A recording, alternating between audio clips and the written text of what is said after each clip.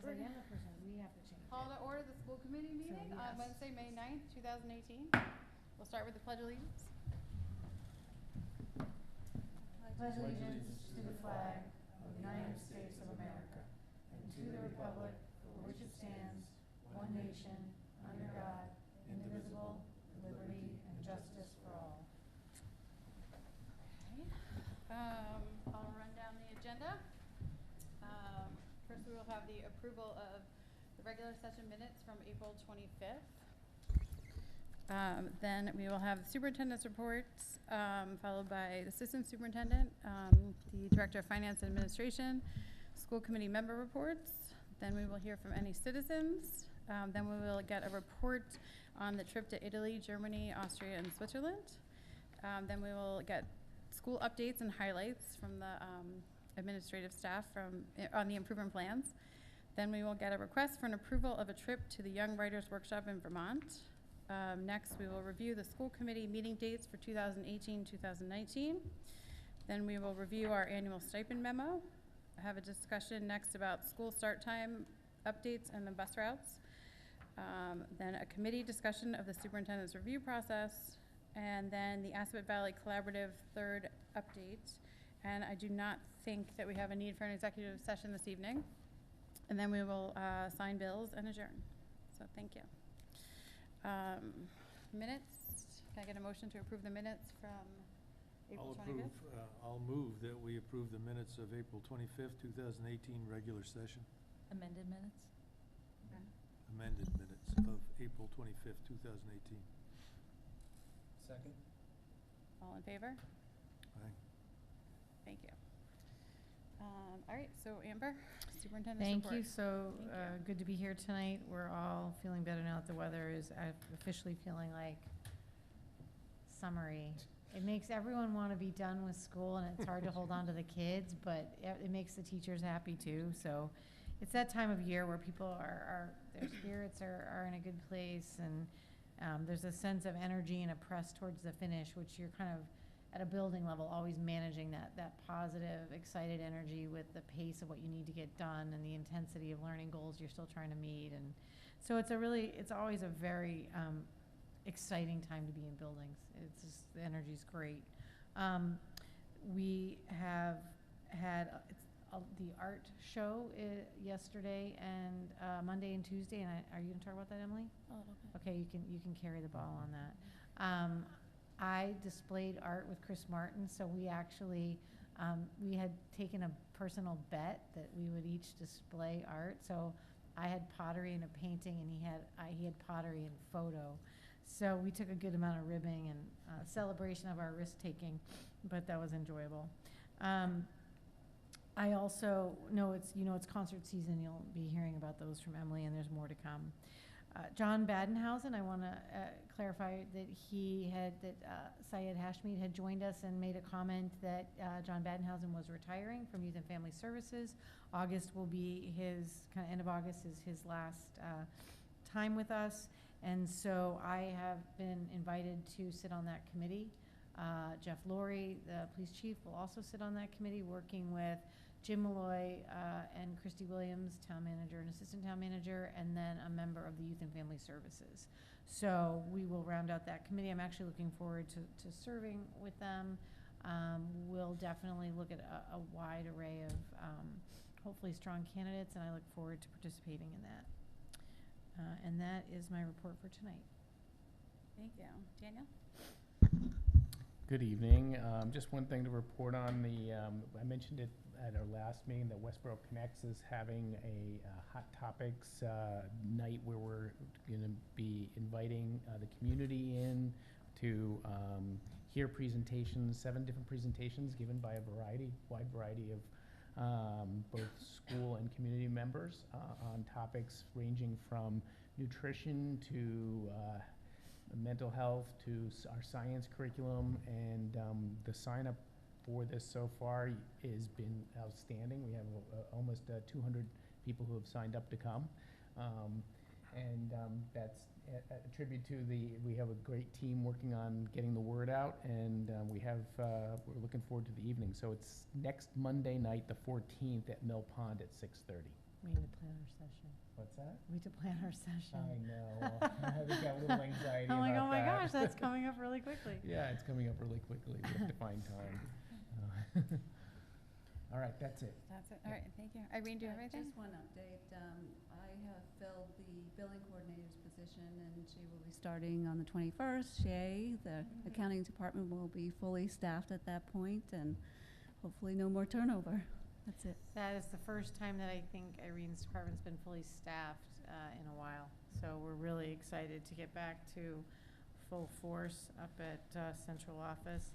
And Can we clarify on the turnover, it's all been good and that, Oh, yeah. and that people have been promoted and there's been a little bit of musical chairs in terms of thank you. Right. good things in Good the point. office, Good thing. not Nothing turnover bad. because of any kind of problem. Right. I made that point last time, Yeah, but we should you know. re-emphasize that, yeah. One of And- the other and- things that I did share with you, I've been forwarding some of the Westborough Connects information, and you can become a member of that newsletter cycle. I encourage you to do so, just so that you can see the types of events coming up.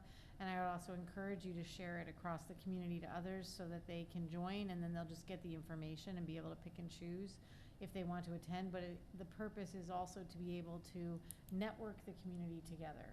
So it should be senior citizens, community members. It's a wide umbrella of all of Westborough. We want really as members of Westborough Connects, so that as we build a wider array of presentations, we're very interested in doing things for the elder population, for a whole range of types of programming for the community. So we want to keep that umbrella really wide in terms of signing up. So please share the word.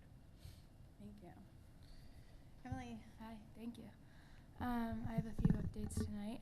First, down at the elementary schools, all of our third graders are partaking in MCAS testing this week and next week. And also, there will be several string performances, which is kind of cool to see how far the third graders have come, starting strings at the beginning of the year, and now it's finally their spring concert. Up at Gibbons, there is a band concert, the spring concert earlier this week on Monday, and the orchestra and choral concerts will be tomorrow evening at 7 p.m. at Gibbons. The 7th and 8th graders are also taking math MCAS next week, and then the 8th graders will take science MCAS following the math MCAS. Up at the high school, it's AP exam season, so there's lots of commotion with that going around, but it's just kind of a stressful time for students, but I know that they're getting through. Junior prom is this Friday, so I hope the juniors have a great time there. And Mr. WHS, the annual Mr. WHS show, will be next Thursday, and I know that's always a lot of fun. On the fine arts end, you said the fine arts show is going on in the lobby of the high school, and I know I've seen lots of people like taking time to walk around and see the pottery, photography, artwork that students throughout the district have made, and I know it's a huge commitment to the art teachers that have helped them get there. Thank you. Kristen, do you have anything? Just to say that art show is amazing. I love visiting that every year, and it's the like depth and like the amount of work that's accomplished, and you can see it from kindergarten all the way to 12th grade. It's amazing. And then I'm just looking forward to Monday night to the Hot Topics in Education workshops, and just really inviting anyone, even parents who have incoming kindergartners who want to kind of get to know the schools better, are more than welcome to sign up. It's easy to sign up, and I'm looking forward to it. Thank you. Lisa? Wanted to mention 5th grade at Mill Pond Colonial Day happened last week with many volunteers and kids dressed up and teachers dressed up in colonial Parents wear. dressed up? Parents dressed up. I did. I was fully dressed in colonial wear. And it was extraordinary. All the different activities that allow kids to pretend to be part of that period of time and connect the curriculum to what they're, to experience it versus just see it in a book or see it on the board or see it in different, in the classroom. Yeah, I would agree. I want to just give a shout out to the high school volunteers, because Very the high nice. school sent a huge number of students over to bring their energy, commitment, and their sense of service is so well developed that you can reach out to incredibly busy kids and they will come over and commit to contributing. So thank you for their efforts. Yes, they were extraordinary. And there was everything from candle making and quill writing and Tin punching. games. What's it? Tin punching. Tin punching. But excellent day, always. Yeah. Jay, do you have anything? I have nothing tonight. Nothing tonight, okay. Steve? I'm writing furiously here. Well, an update on all the projects that the school committee and administration are involved with is, will follow. Bids are due on the Gibbons canopy replacement on May 16th. At the next meeting of the Gibbons committee, we hope to review those bids and make an award so that that work can be done this summer.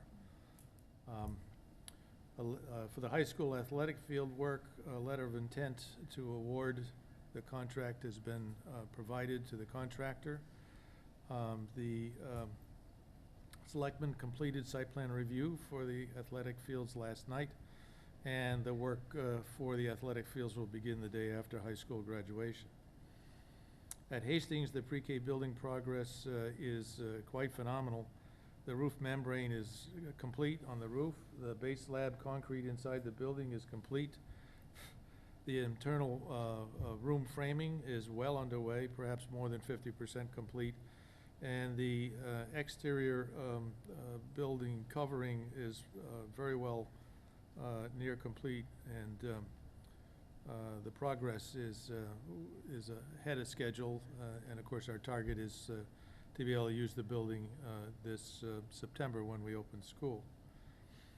The Armstrong Foundation work is well underway, and it's amazing how tight that site is, but they're still doing the work they need to do, and progress is happening as we speak. For Fails, the MSBA program has moved along to authorization from the MSBA to hire our designer, which in this case turns out to be HMFH, who is the architect we've been working with on Hastings as well as Armstrong. And the first phase of that effort, once they're hired and brought on board, is to begin the planning and study review of the facility, its needs for the future, and after that would be the engineering in the second phase of that approach. So all of us here at the school committee have a lot of balls in the air while we're progressing on all these different fronts to get an awful lot of stuff done in as short a time as possible. So with that, that's my report. And while we have a lot of our admin here, I was talking with Daniel about this because we forget, we don't actually set aside a lot of time to talk about the building project work at our other types of leadership meetings. But when you actually look at the array of high-level leaders at buildings that are engaged with that process, you have, Brian Callahan, Johanna DiCarlo on the Fields project. You have John Mendes over at Armstrong on the Armstrong project. You have Jack Foley over on the Gibbons project with another summer to go. You have Lee Becker over at the preschool, which also then involved in the interior of Hastings entry, as well as then Michelle Palermo, the director of the preschool, and Sherry Stevens, because it all cues in there. And then you have Mary Ann Stannard, who's working on the Fails project, but also then sitting on the committee for those other, as the umbrella principal for those other projects as well. I attend the job meetings for all of those and the building committee meetings for those as well. And so there's a lot going on, but I just want to acknowledge that layers on top of all their other work, and the amount of energy is just really commendable. And then I just wanted to add that those construction projects are located on our website, so if anyone's interested, they can click on there. If they click on to the Hastings project, there's a time-lapse camera that's on the Hastings project, and you can see from the very start of when they broke ground to now the progress on that project. We can send the link for that with a note. It'd be fun to push out a link on that. Yeah. Yeah, very cool. I did not know that was there. I'll have to look. Thank you.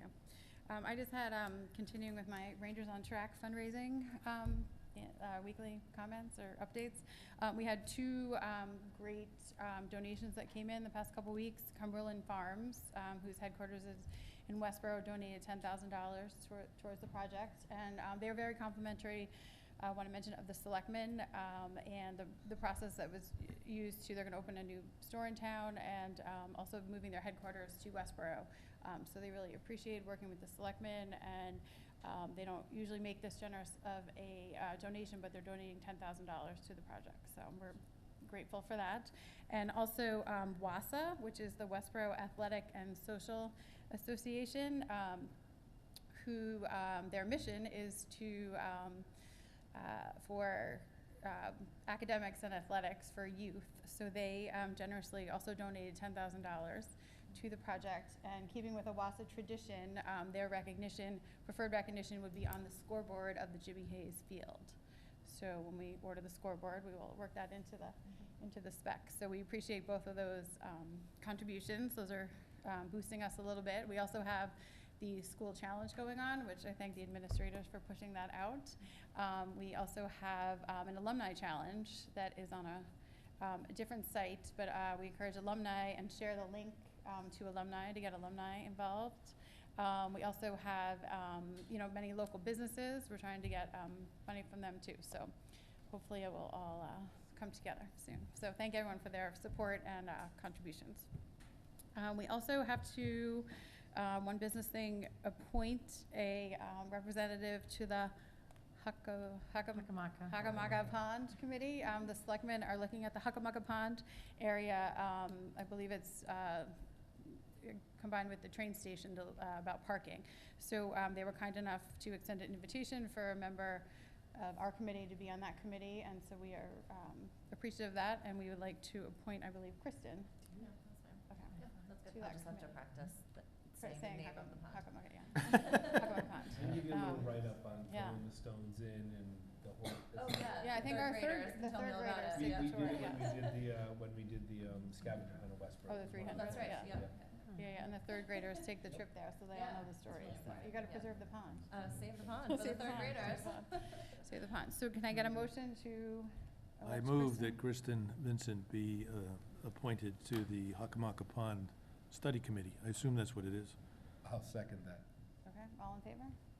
Vote for myself. Sure. Yes, you can. Yes, you can. Sure you can. Okay, thank you. That was my report. Now we have citizens' requests. Is there anyone here who would like to make a request? Seeing none, moving on. Okay, we have the student report on the trip to Italy, Germany, Austria, and Switzerland. So we are very envious, and we are really excited to welcome you to hear some highlights from your trip.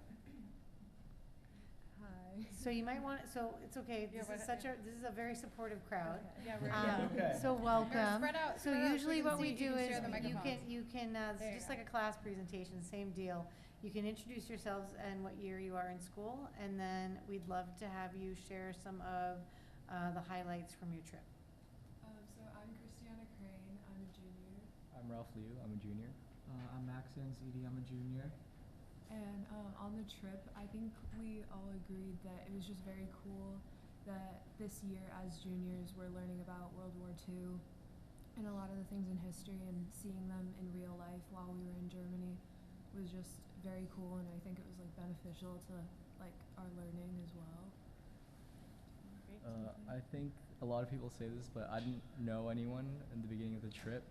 But I knew like one or two names, like Max over here, but wasn't really close with anyone. But it was really cool to see how a group of strangers that I didn't know could become this cool group of friends that I can interact Yeah. with and have so much fun with. Even just on the buses, we were really loud and lively.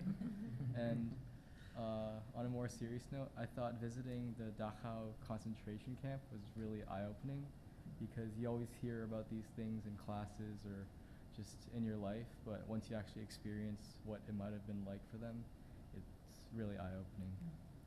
I agree with Ralph, but I feel like my favorite part was going to the top of the mountain. And we went in Switzerland. We went to the top of Mount Pilatus, which is the highest. What is it? It's high. It's It's high. It's big. Yeah. It was really fun because we stayed up there for about 3 hours and we just got to explore, and they had like caves you could go and walk through, and they had chairs that you could just sit there and like admire the Mount Alps, and it was really like a calming experience. It was like a nice break from everything that we were rushing around to Slow do. the pace down, yeah. Yeah. It was really fun, and it was learning, but in a very different way. And it was very cool to see everything like in real life instead of reading it out of a textbook. The food was amazing. Yeah, you were in some prime food locations. Chocolate too. You had Brought prime home chocolate. around Oh my 5 God, to 10 pounds of just chocolate. Yeah, yeah. Well, as you now know, one of the benefits of travel is to be able to see for yourself and to be able to have your own understanding of what you read in the textbook versus what's out there in the real world. I think you also went to Venice on this Yes. trip, yeah? Not very far from there is Trieste, and Trieste was a major battle in World War I, and there's a cemetery that covers about 300 acres, straight up the mountain, 50,000 graves from one battle. And when you see that kind of information in the real world, you really sit down and think about the experiences that those people in those times had to live through. Luckily, you got to ride in a bus and have a good time while you did it, but I'm sure you'll think about that trip probably for the rest of your life. Yeah. And that's the reason why at least all of us on the school committee think it's a good thing to be able to see how the other half lives. Anybody else? Lisa, you wanna? Well, I was hearing firsthand as my daughter was on your trip, Sam was on your trip, and I think the connections you can make between what you're doing in class and what you see. I mean, she's reading Mouse, the graphic memoir, in English class, and to know that they went to Dachau, and I heard that you were, as a group, were extremely respectful of such what would have to be one of the most horrendous visuals of something so horrendous. And she said it was pretty powerful. But I think more importantly, the balance on this trip was extraordinary, she said, in terms of being able to just relax versus get into, learning. And that combination was really incredible. So I'm a big supporter of travel and getting out of the classroom. So, yeah. And I'm really glad to hear that there are so many benefits that we wouldn't even anticipate, like you shared about making new friends and kind of bonding together as a group. I'm sure all of the kids in your class, I know there were like freshmen and other kids there, but I'm sure all of the juniors kind of came together. I mean, since it was such a small group, I feel like everyone was it was only 17 of us, so everyone really know each other. Like, we all remembered Sam as soon as you said it. And so it's just great to hear about all these added benefits. Like, we know you're going to learn a lot and you're going to eat some amazing food and see and make some great memories, but it's really nice to hear about all of these other layers that take place for you and just that it's a positive experience. So thanks for sharing that. Thank you. Anything? You going?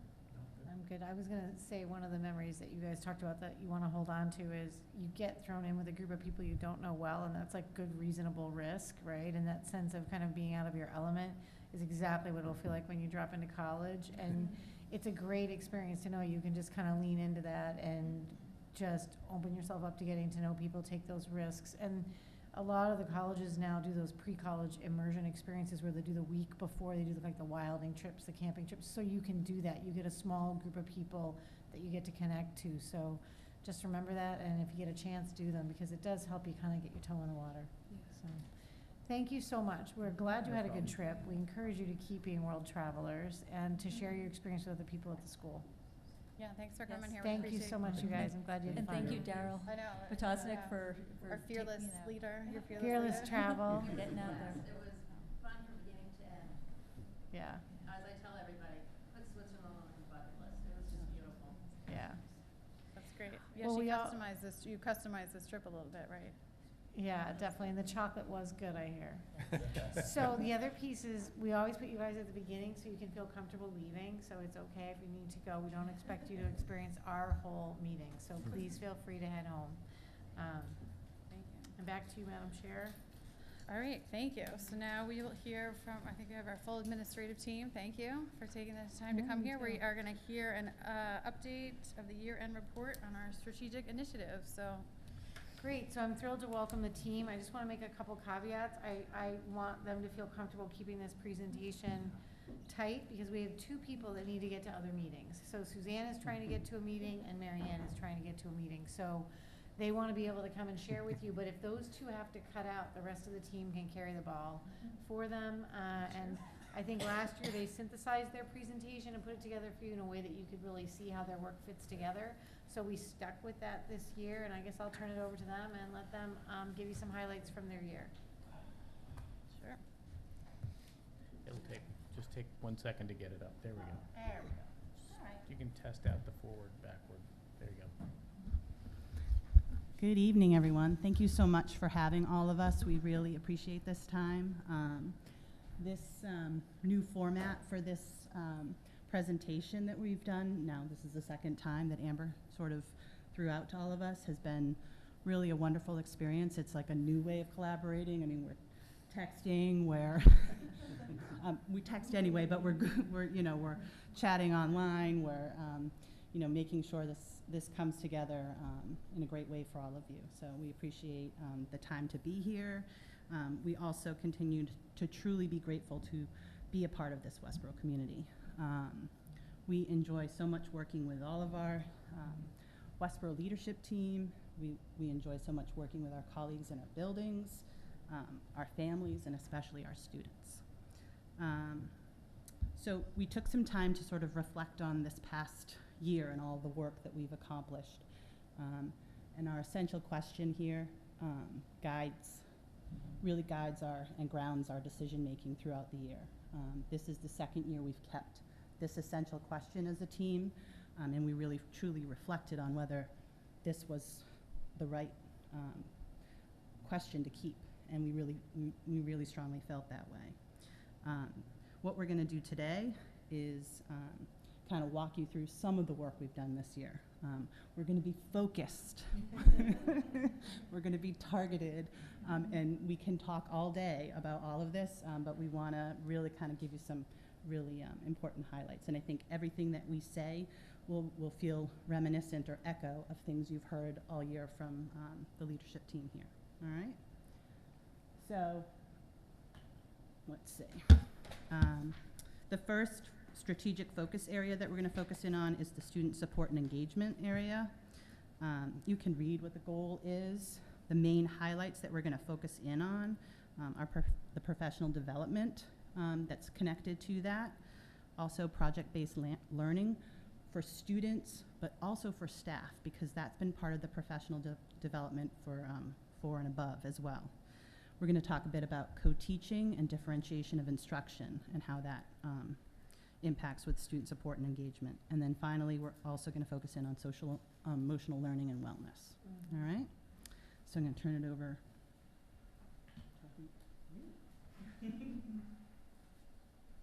Hi, everyone. So I'm going to be looking up here to guide my summary, so I'll try to keep looking up and down. So I'm going to talk to you a little bit about the area of professional development in pre-K to 6, some of the highlights of the year.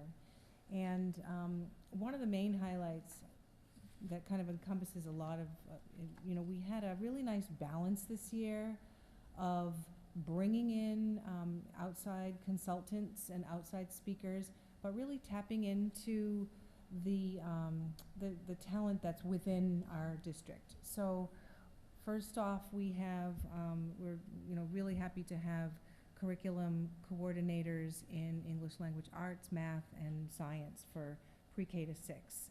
And they all spent a lot of time with teachers helping us to refine our implementation of the curriculum and also raise our instructional practices to better meet the needs of kids. So our science coordinator, Rebecca Cash-Singer, she spent time with grade level groups. We have adopted new science instructional kits. This is our third year working with them. Some of them were new last year, one or two are new this year. But now that the teachers have gotten used to implementing the curriculum through these kits, we're really focusing on the science practices that are part of the next generation science standards. And so the practices really focus on helping students really direct their learning, helping students learn how to ask questions, helping students learn how to design research questions and design investigations and decide, how to record data and what to record and how to look at it. And that's the next piece that we are in the process of implementing. So that's a big focus for us in science. Also, our Elizabeth Berry, our literacy coordinator for pre-K to 6, has worked with our teachers on implementing some of the Lucy Calkins units of study for writing and for poetry.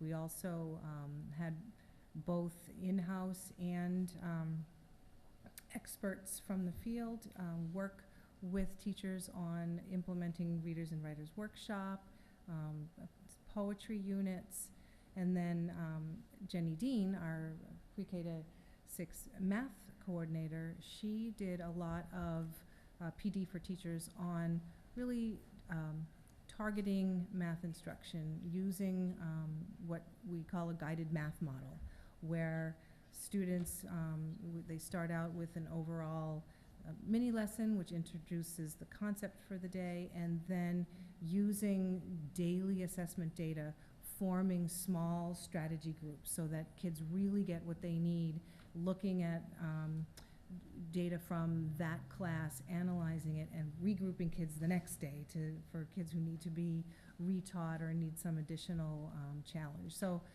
those are areas that we have really benefited, our teachers have really benefited from the professional development provided from those coordinators. We also have a new coordinator for social emotional learning. Her name is Kim Tynan. She has worked also this year with teachers on more of a consultative basis on helping kids to, or helping teachers to help kids that have some of those emotional and behavioral challenges. But she's also led a lot of professional development for teachers, a few book study groups. Last year we had Jessica Minahan, who came in and worked with staff. In her book, The Behavior Code, Kim has led book study groups based around that book. She's also led some book study groups on a work by Ross Green called, I forget what it's called, Lost at School, thank you. And so she is really working on expanding her role in helping teachers. Some of the outside consultants we've had this year, Dr. Kim Kuziak is a psychiatrist who has, she's been consulting to the district for a few years now, but she's really branched out and she's been providing a lot of wonderful professional development for teachers. She's done some of that this year. At Mill Pond, they had consultants come out to work with students in 4 through 6 on things like implementing a Readers and Writers Workshop. There were experts that came in and did presentations for students on poetry, and then afterwards worked with teachers to give them professional development on how to implement poetry units. We also had Charlie Applestein came out and talked with us this year on topics related to social emotional learning.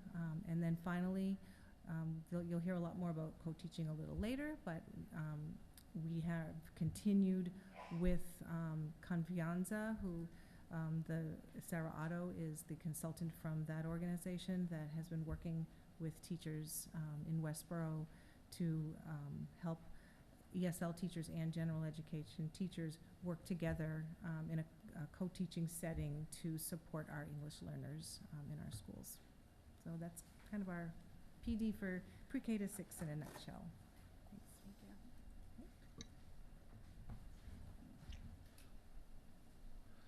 you. So moving ahead to 7 through 12, one of the big change for us and big focus really came out of last year's, and it's really kudos to Dr. Mayer for bringing this to us as it was coming out of the Shrewsbury Institute last year and then into our summer retreat work. We collectively decided to move towards and to really mirror some of the best practices that our strongest teachers were doing already with their students across the district, called project-based learning, and provide our teachers with an opportunity to mirror some of the really exciting work that our students were doing over the course of the year.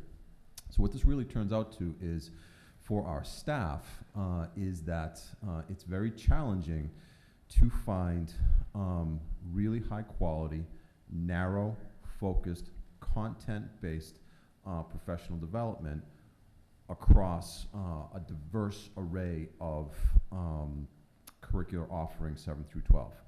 It's just challenging. So oftentimes we end up doing some generalized stuff. When we provide our talented teachers with an opportunity and time to dig into areas that they're passionate about, we have double benefits from that. So we have our own expert teachers diving into content areas where they're absolutely passionate about, and they follow basically a passion project throughout the entire year. So we provided our staff with some curriculum time over the course of the year, provided them some guidance in terms of what the expectations were for kind of just like they do with their kids in their classes on a regular basis, some check-ins throughout the course of the way, and then now at the end of the year, we're asking them to do a little bit of a share-out such that they can reflect on what they've learned over the course of the year and how they're going to be implementing that in their classes for the future and kind of moving forward.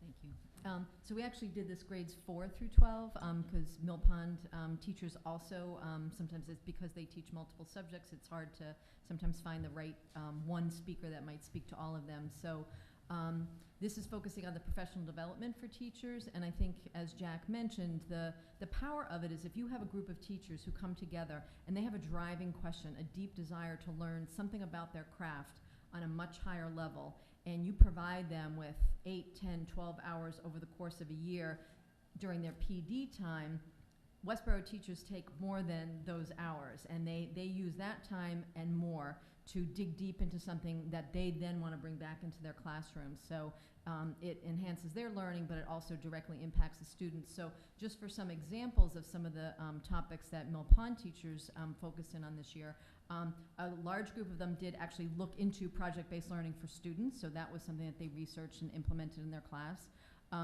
We had the library technology and one of our art teachers collaborated to do a project-based learning project called City X Project, and I'll talk a little bit more about that in a minute. We had math teachers who looked at doing online assessments on a daily basis. How could they find out exactly what their kids knew, when they knew it, and then use that information to directly decide what groups they needed to pull and what topics they needed to reteach, when they needed to extend kids. We had quite a large number of teachers who really worked on writing for students and digging deep into the Lucy Calkins units of study and looking at how to really tighten up a writing workshop series of lessons with students where there's an overarching theme to that unit, where there are tight mini lessons followed up by independent work, small group instruction. So they really got a lot out of having that time to really dig deep into the unit. They also worked deeply in with the FOSS science kits and looking into now the deeper level of beyond just implementing the lesson, but how do you really make sure kids are demonstrating growing learning around science practices and things like that, such as modeling. And then another example is we had a couple of 4th grade teachers who worked on the social emotional aspect for children, and how do you in a whole class setting teach children about how to recognize the different feelings that are happening in their bodies, what are strategies that they can use if they're feeling stressed, if they're feeling tired, if they're feeling anxious, if they're feeling hyper, and so a whole class implementation of that kind of learning to benefit the students. So that's just a snapshot of some of the really powerful learning that teachers did at Mill Pond this year. And at the high school, I think we had a really exciting year, and I think it's the direct result of probably a couple of things. Our teachers really worked hard. And in honor of them, in the spirit of Teacher Appreciation Week, I just want to say thank you to, you know, the teachers that work so hard. And I'm sure in the other buildings as well, but high school teachers really dove into these professional pathways, PBL, PD, and came up with some really exciting things. And also, I think part of that context is the fact that the other buildings prepare our students so well to embrace some of those rigorous and exciting and challenging things that, you know, our teachers get to do with our high school kids. So I want to say thanks to the building administrators in the other buildings, as well as their teachers too, because we certainly benefit greatly from everything that gets done pre-K to 8. But at the high school, as you can see, there's some really exciting things around this PBL PD. One of my favorites that's not there is using math concepts to build an outdoor classroom. So we have a math teacher, an engineering teacher, and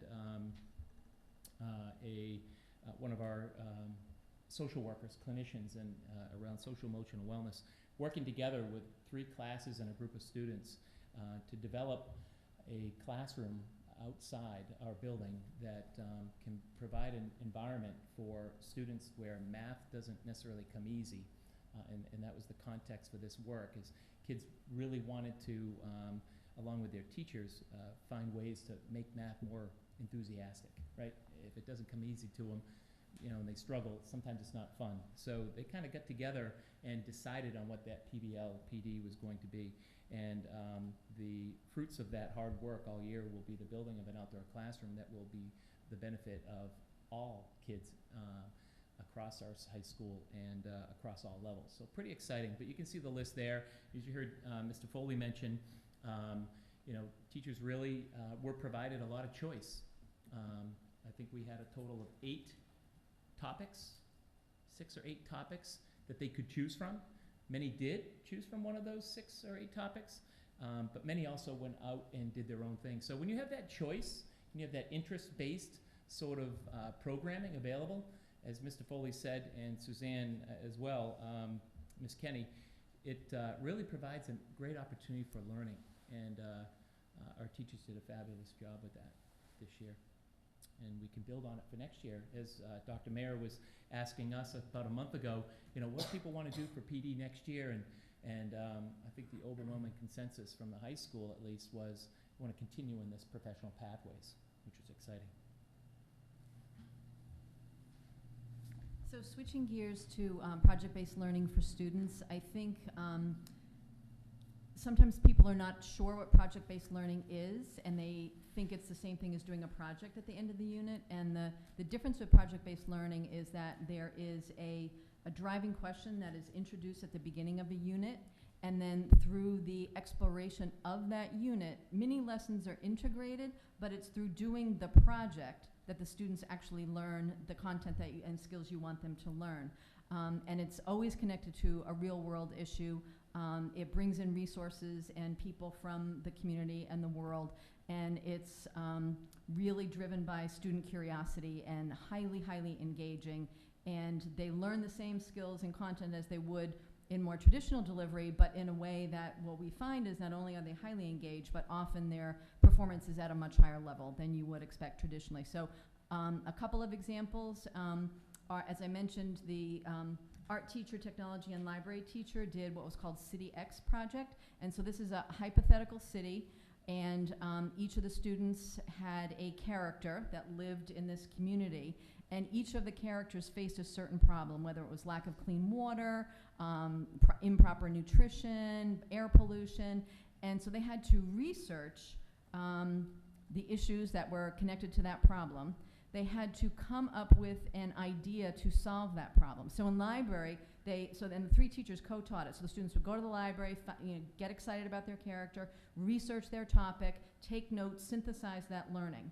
Then they had to creatively come up with an idea to solve that problem. How do you bring water from one part of the city to the other part of the city? Through the with the art teacher, they drew prototypes of what they would build to solve the problem that they have researched and figured out the solution to. And then in technology, they used a software program, so then they could design what they had prototyped with paper and pencil in a computer program, and we're hoping, I'm not sure yet if this is going to happen, but they're going to pick one of the, the best prototypes and try to get that printed on a 3D printer. But the engagement level of the students, they're learning all the things that you would expect them to learn in library art technology, but the way it was integrated and how it connected to their real world really, really engaged the kids. An example that happened in the 5th grade is also, I think, a very powerful example. It started with just a few teachers. In all 3 grades, students have to go through a unit on informational reading and writing, and pretty typical around the country. This couple of teachers decided that they wanted to have the focus area be around personal wellness, because that's just something that, as a district, we're all looking at wellness for children. And then in talking with a couple of other teachers, they thought that would be a great area of focus as well. Somebody mentioned it to the PE teachers, who said, wow, this would be great. So what ultimately happened is all 13 5th grade teachers came together with our 3 PE teachers and created this unit together. There was a big kickoff in the gym. The PE teachers taught the students about the wheel, the wellness wheel, the different aspects of wellness. So it might be social, emotional, intellectual, physical, spiritual. And then the students went back to their classes. They took a survey about themselves to kind of see where they were in terms of their wellness in those different areas. They decided themselves what would be an area in which you would like to improve your wellness in that area. So some kids might have said, I'm shy, I want to learn how to make more friends. Somebody might say, I know I need to get more exercise. Somebody said, I have to drink more water during the day. Somebody said, I need to get more sleep at night. So they all had an area that interested them. They then did their research about that particular area. What are the problems associated with not doing something that's well? How do you then develop, what are the habits you should have that speak to wellness? And did all this research. So throughout that, the teachers are doing mini lessons about the different aspects of research, taking notes, synthesizing. And then they had to write a paper, an informational piece of paper that synthesized what they had learned about their topic. Quite a few of the teachers also had the students create a personal wellness plan. And so not only did they have to synthesize all their information, but they had to create an action plan, steps that they would take to improve that area of wellness based on evidence, like don't just tell me you have a plan, like what evidence backs up that this is a good plan. And then they had to reflect upon, did they actually go through the steps, and were they able to improve that area of wellness? Why or why not? And then now what's happening, they're in the planning stages, they are doing a 5th grade wellness day. And students from different classes have been grouped together because they had similar topics of interest, and they're going to do a wellness day where the students are now going to teach other students about wellness, what you need to know, and what you can do to improve your wellness in their various areas. So if you think about it, they're learning important skills that you would see in Common Core about reading, writing, synthesizing, and also, health and wellness, but their engagement level is extraordinarily high, and it's so connected to them. Lots of different community members came in and spoke to the students about mindfulness, about healthy eating, about yoga. So it's connecting them to the community as well, and showing them resources that are out there in the community. So really, I think something that for many of our students is actually life-changing. I mean, they're really making changes in their lives based on what they're learning. So it's a powerful form of learning, and we're excited for it to be happening.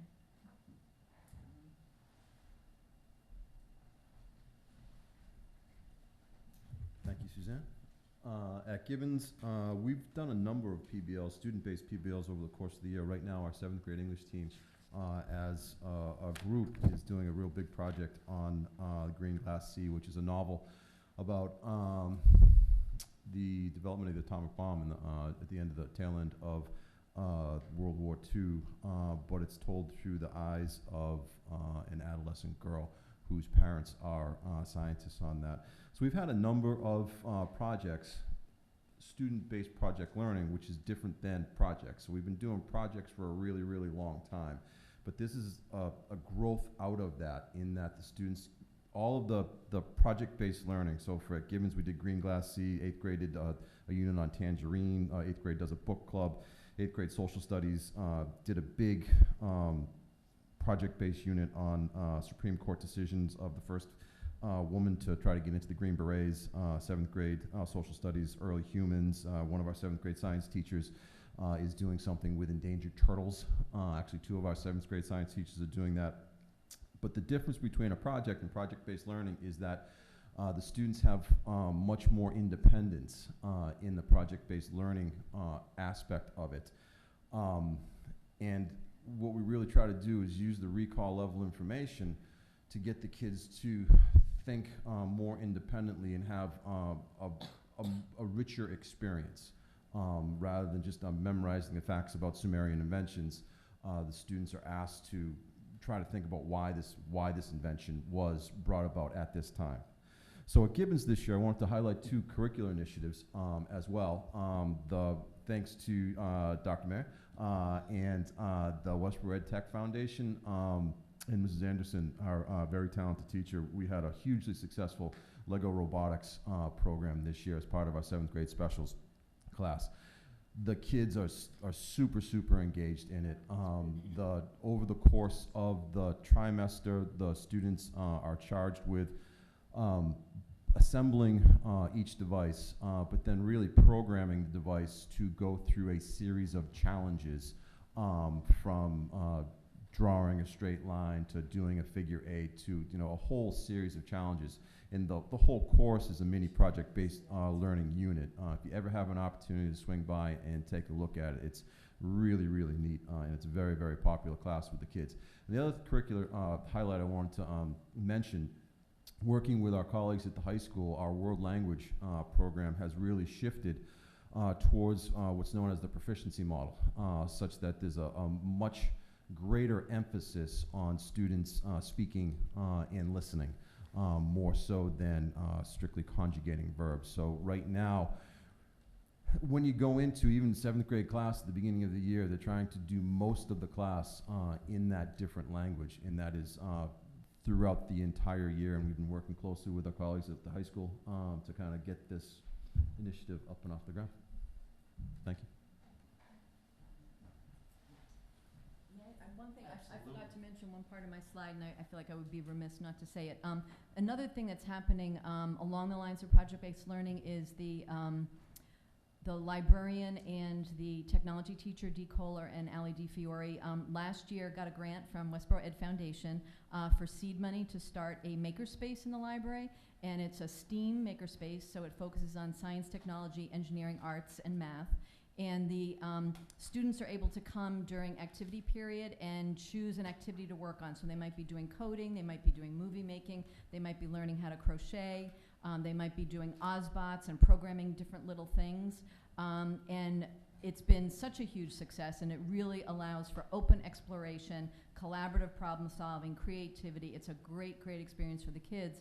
So we're now in the process right now of trying to expand that, because we don't have enough of any of the items really for large groups of kids to work with them. So in collaboration with the Westborough Ed Technology Foundation, we are doing a fundraiser right now, hopefully to raise more money so that more students can participate and we can have a greater variety of options for kids to choose. But it's also, again, along those lines of project-based learning, really tapping into kids' individual interests and having them just explore and learn. Excellent stuff. So at the high school, in terms of just encouraging student support and engagement relative to curriculum matters, similar to the middle school, we are working together to really transform our world language and integrate the ACFL proficiency standards. We've been working on this for 2 years. We were developing, within the model, there's terms like can-do statements that really are activities that get kids immersed right into the target language immediately and sustain that throughout the course of the period. They're changing assessments, both their formative assessments, which are those, every few minute check-ins, and also our bigger assessments. Instead of unit tests being 5-6 pages long with maybe 20 verbs and conjugate them, they are focused on speaking and listening, where they're actually recording students' response to a prompt, which, should have known this years ago, right? But that's what they would be doing in Italy or Switzerland, is responding to the prompt that, in the cafe or on the sidewalk or with the business owner. So some answers are really important. Absolutely. Yeah, absolutely. So we're very excited about that work. Again, it is taking a long long amount of hours, you know, to transition this work. These teachers have been teaching 10, 15, 20 years, been doing it a certain way, and, you know, we're quickly changing it. 2 years might seem like a long time, but, you know, we really have 2 more years to go to really turn that into what we want it to be. And as a result of some of this initial work, we're finding that our attrition rates at the high school, especially in the junior, senior year, the upper level courses, are going down.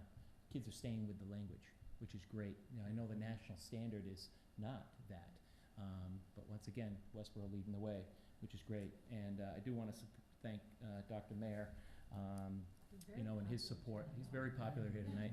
I'm feeling the love. Well, you know, it's a big deal, and he's supported it every step along the way, even when we were still trying to figure out if, you know, we really wanted to do this and how to do it, and working with the middle school, and just we're moving forward. You've heard from Mr. Anderson on the physical education, health and wellness initiative and the curriculum changes there. But as a whole, you know, our teachers consistently redevelop and refine curriculum and assessments, you know, to really meet the demands for what kids need. And it's exciting. It's really exciting stuff. So I want to move on to co-teaching and ask Mr. Mendes to come up. Thank you for having us tonight, and my wonderful team here is it's great to work with. All of us work very well together, and it's a joy to celebrate. This to me is a bit of a celebration. Our co-teaching initiative is several years old now, and it's alive and well. You know, and basically this service delivery option is rooted in a general education teacher working with a special education teacher, speech pathologist, or an ESL teacher to deliver instruction in an inclusive manner. Really, the true benefit is the immersion of the student in the general ed classroom, getting the rigorous high standards for everyone. For ESL students, it is immersion with their English-speaking peers, working cooperatively with their English-speaking peers, having the opportunity to share in that language. That is true immersion to me. We do have several new teams this year. We have 26 new co-teaching ESL teams, K through 3, and pre-K has 3 new co-teaching partnerships. As administrators, we've supported this initiative several ways. One, most importantly, is getting teachers more collaborative time together with the Monday schedule where teachers have co-planning time. That has been a big, big hit. The expectation is collaboration, make no doubt about it, and our teachers are delivering.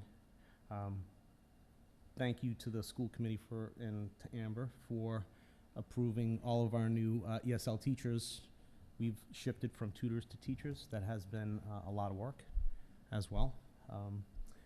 But these partnerships are rich, our students are achieving, and it can be seen in the drop-off of ESL students from K, and when they get to 3, we may start with a cohort of 29 entering identified ESL students. By the time they get to grade 3, that could be 9. And that's usually what the progression is. So that's exactly what we want to see. The teachers are learning from each other. It's a wonderful thing. Scaffolding is not innate to some general education teachers. And so when they can co-plan with with an ESL or a special education counterpart, they can see how to break that instruction down into smaller pieces to get our students what they need. It's all working very nicely together. As administrators, we've participated in co-teaching professional development this year with Confianza. We've also participated in observations with the consultant, with the Confianza consultant, and with teachers. We've observed, and then we've actually gone to the feedback session that the teachers get, and we participate in that as well. And our elementary schools have participated in inviting other districts to come see how we do it, and that has been wonderful as well. And I'm very excited to be part of that initiative. It's alive and well. And similarly at Mill Pond, we've also added new co-teaching partnerships and provided training for those partnerships.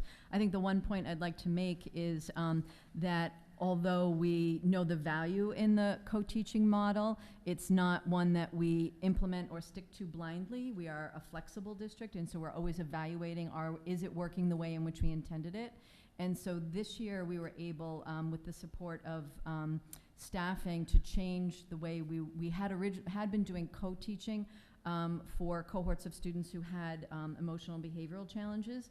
And what we found was the challenge for us with that is that if you have a student who's having issues and that co-teacher needs to process something with that student outside the classroom, you now have a teacher who is expecting a co-teacher to be doing something in the classroom and they're not there. And we found that that was not an effective model. And so what we did was change it so that that special educator can be a floater and can be in whatever class she is needed. It happens to be 3 women, happens to be needed in at that time. And at the same time, with that flexibility in terms of supporting teachers, so depending on what activity is going on in what class or how a student is that morning, that co-teacher, that special educator can strategically place herself into classrooms.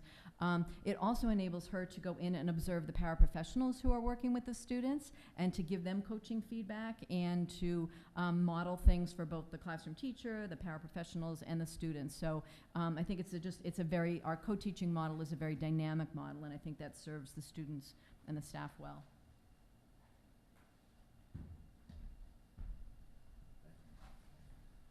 So at Gibbons, we have 18 co-teaching pairs that are spread out between special education and ELL. And one of the great benefits we've had this year is through a great idea from Mrs. Bach, we were able to move up a resource as it transitioned out of Mill Pond into Gibbons Middle School this year, and that was the availability to take a master teacher out of the classroom and have that master teacher serve as a coach for the year. So for this year, Joe Barker, our English department chair, has been acting as the coach for all of our special education co-teaching pairs.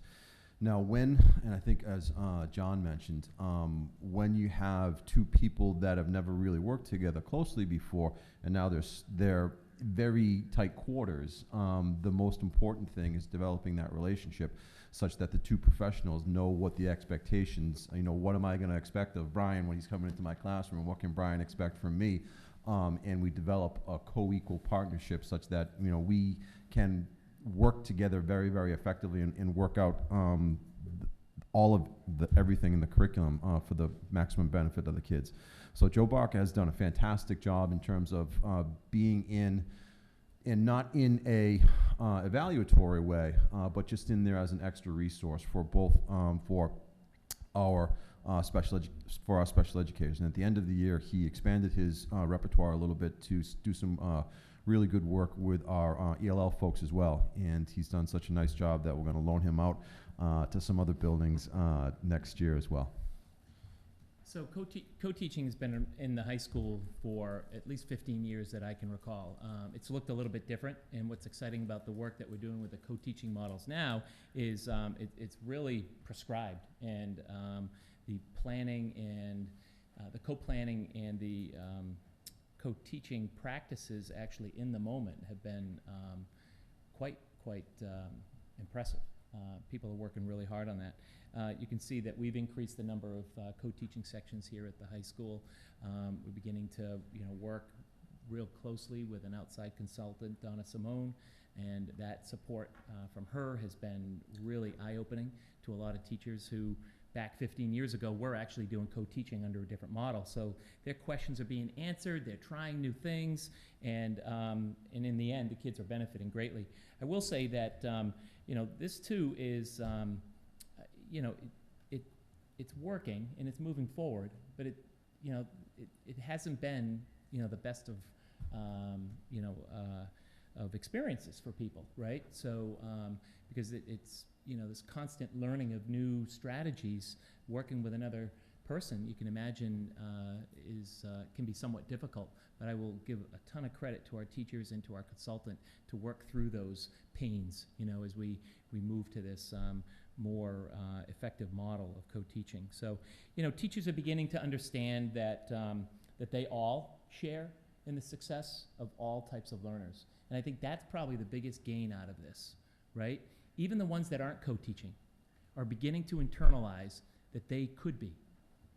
And, they're not signing up to do it yet, but they are beginning to understand that this is a very effective model when done well and time provided to plan and implement these strategies. So it's an exciting time, and we're certainly happy to be part of it.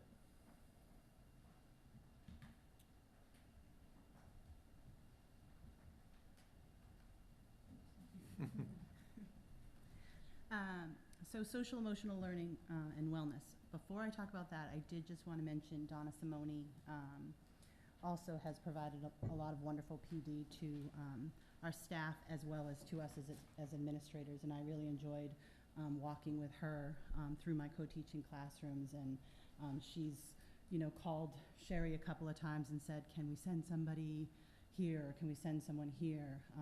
And I think that's a true reflection that things are going well here. It's not easy work, but it's important work, and I think that's wonderful. So when we look at kind of pre-K to 12, a big, wonderful change that we had was having Kim Tynan, although I was a little sad to not work with her every day. It took us 2 years to wrestle Kim out of her building, kind of stole her. Step into the role of clinical coordinator, and she has done an outstanding job making an impact in every single building and beyond. Her and Kim Kuziak, who is the child psychiatrist that works with our district, have participated in these strength-based support teams where they are meeting with our teachers, with us as administrators, to really focus in on and target what is the next best step for this student at this time.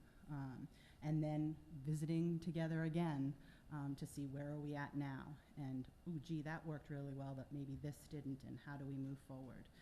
Kim are both very helpful in if there's outside suggestions that we could help families with for support as well, being able to provide those insights, phone numbers and places to check into. That is extremely, extremely helpful. We also continue to have our wonderful staff wellness activities in March. These activities, I think, have, it's kind of like one of those things, I think Amber always uses that term, it's like invisible, like the impact that it has sometimes, and sometimes it's very verbal, like the teachers are like coming back the next day, oh, I'm gonna use this that I was able to actually do for myself, but now I see how I could translate that into my classroom. And I know there's also been some other PD that we didn't mention, which was the responsive classroom PD that we had the opportunity to introduce to some of our staff members that hadn't gotten that before. And Kristen was Kristen Vincent provided some very meaningful PD to our staff. Many of our teachers are responsive class trained general ed classroom teachers at the K-3 level, but not necessarily all of our specialists, such as our PE or our librarians and whatnot. So I know that I have a new librarian and I have a new art teacher, and they stepped away from that training feeling really excited and ready to go, so that was wonderful. I also wanted to mention K-3 specifically, although I know the seeds of this work, which is a consultation team approach, really started at Mill Pond last year. And it came out of teachers who are working with students that can have some really challenging and intense issues going on, and how to help continue to move them forward and support staff in doing that really difficult work. So this year, Kim Kuziak did basically a train-the-trainer model.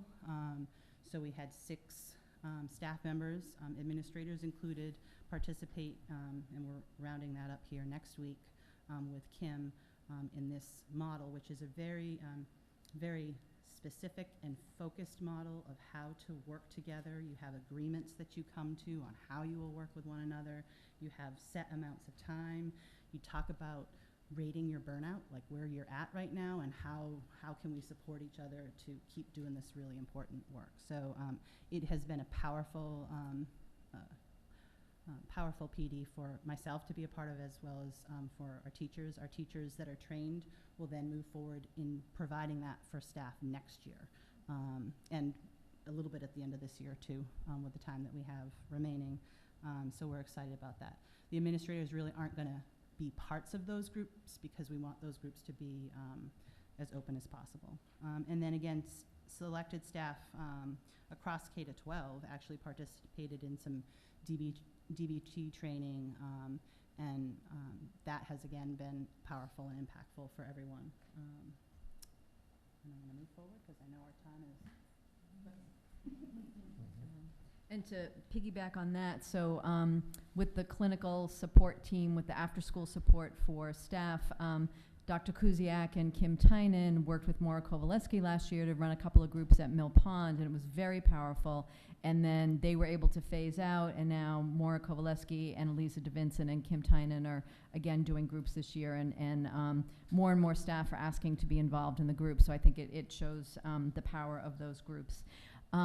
We did do something, we changed our schedule this year, which might seem like a minor thing, but Mill Pond is a little bit of a complicated schedule. We have, we used to have 9 different schedules in our building, and we were able to reduce it to 6, so 2 different schedules at each grade level.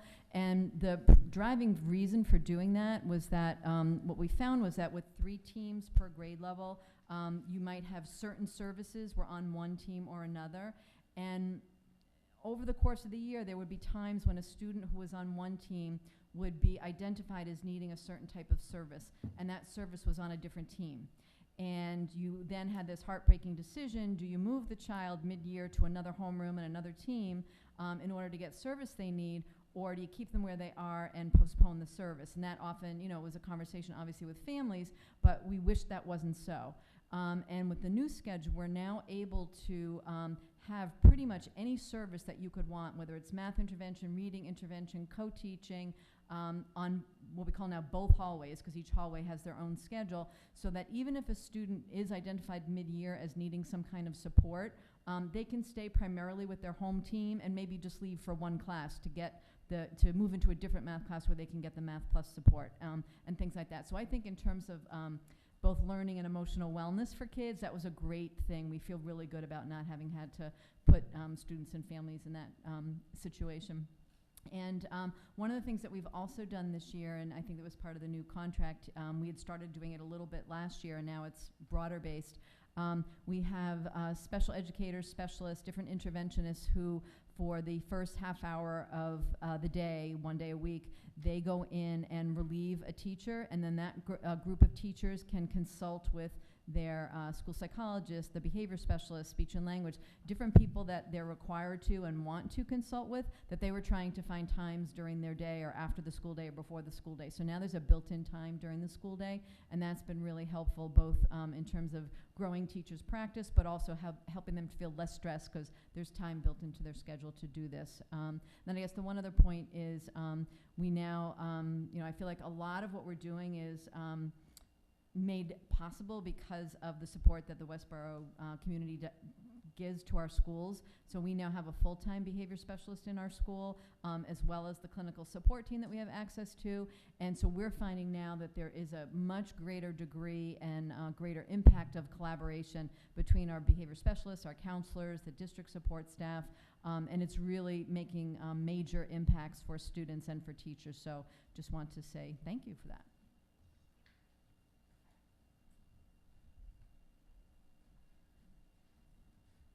At Gibbons, we've also used extensively the Dr. Kuziak and Ms. Tynan's services for some of the acute cases that we've had to deal with this year. It's been a bit of an unusual year for us in that we've had a real unfortunate spike in some pretty significant student needs, especially from the holidays to about now. So much so that with in consultation with our colleagues at the high school, we've adapted a highly modified version of their very successful Center for Student Success, and we're going to be looking to replicate the grant process. Brian's been very generous in pointing me in the right direction, such that we can initiate a similar program at the middle school at some point during the year next year. So with our colleagues' aid and support, we can hopefully have that up and running by next springtime.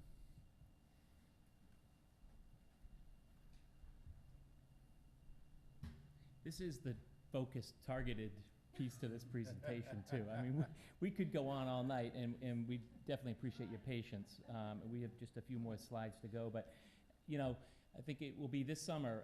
3 years ago, I sat down with Superintendent Bach when she first arrived and asked for, you know, her guidance and support financially, as well as, you know, her incredible intellect to, you know, what can we do about anxiety? You know, I'm seeing kids that don't want to come to school, and the pressures of life and academics. So we began our program. It's going to be a third year finishing up here at the CSS, and you know, sat in front of many of you, some of you at that time, and said, you know, our goal is to prevent stress and anxiety. Yes, in part to respond to it, but our goal is to prevent it. And as you can see, with the work being done in pre-K all the way up to the high school, you know, we're really taking a stab at that, you know, and it's not something that we are going to be intimidated by. It's something that we're going to solve. So you can see at the high school, we continue to work, you know, with the best and the brightest. You know, we're looking at the research out of the school start time, which I know you know about. We're looking forward to seeing what benefits that may bring. Just looking at the bus numbers and the times, it looks like it's really aligning nicely, so we can't wait to get working on that and see what we see after year one. We'll definitely make some changes on practices, and that's not athletic practices, it's just how we go about welcoming kids. So looking forward to that. Center for Student Success, as Mr. Foley mentioned, is just continuing to enhance its program offerings. You know, we're collaborating with our wellness department. We're co-teaching up there. You know, they've developed and ran 2 series of workshops targeting, you know, student wellness and social emotional learning school-wide, not just for students, but also for staff.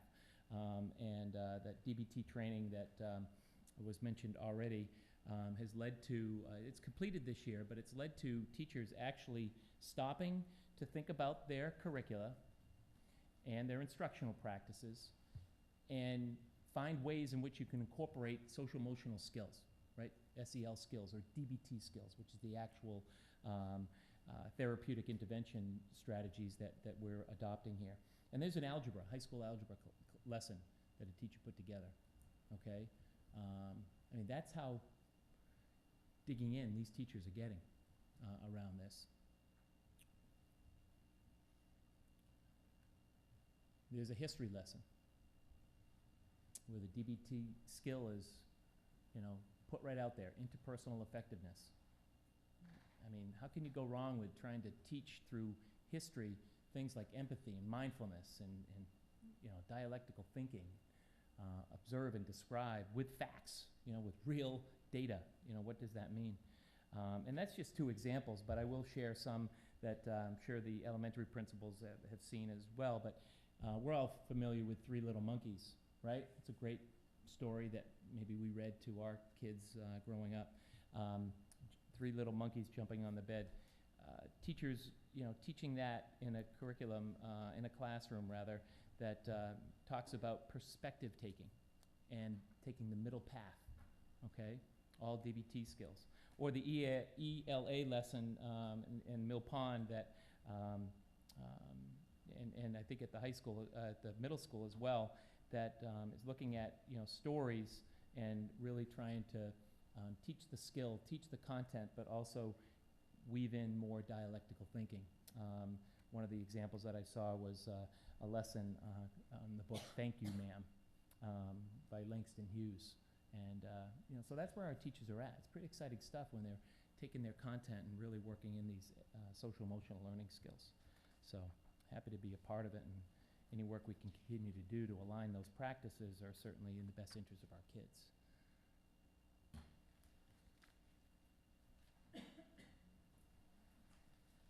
Last but but not least, the last area of focus that we wanted to highlight for you is the focus area of facilities.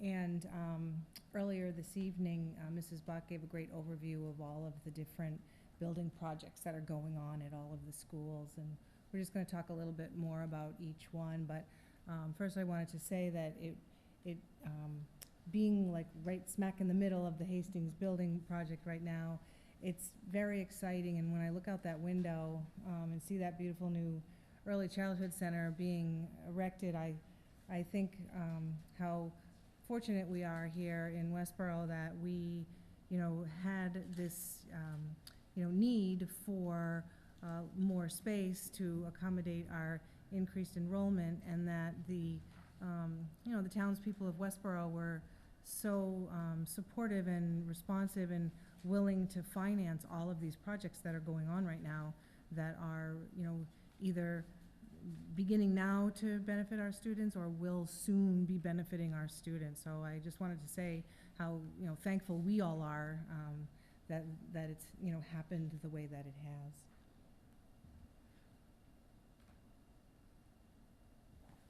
So as far as the Hastings School update,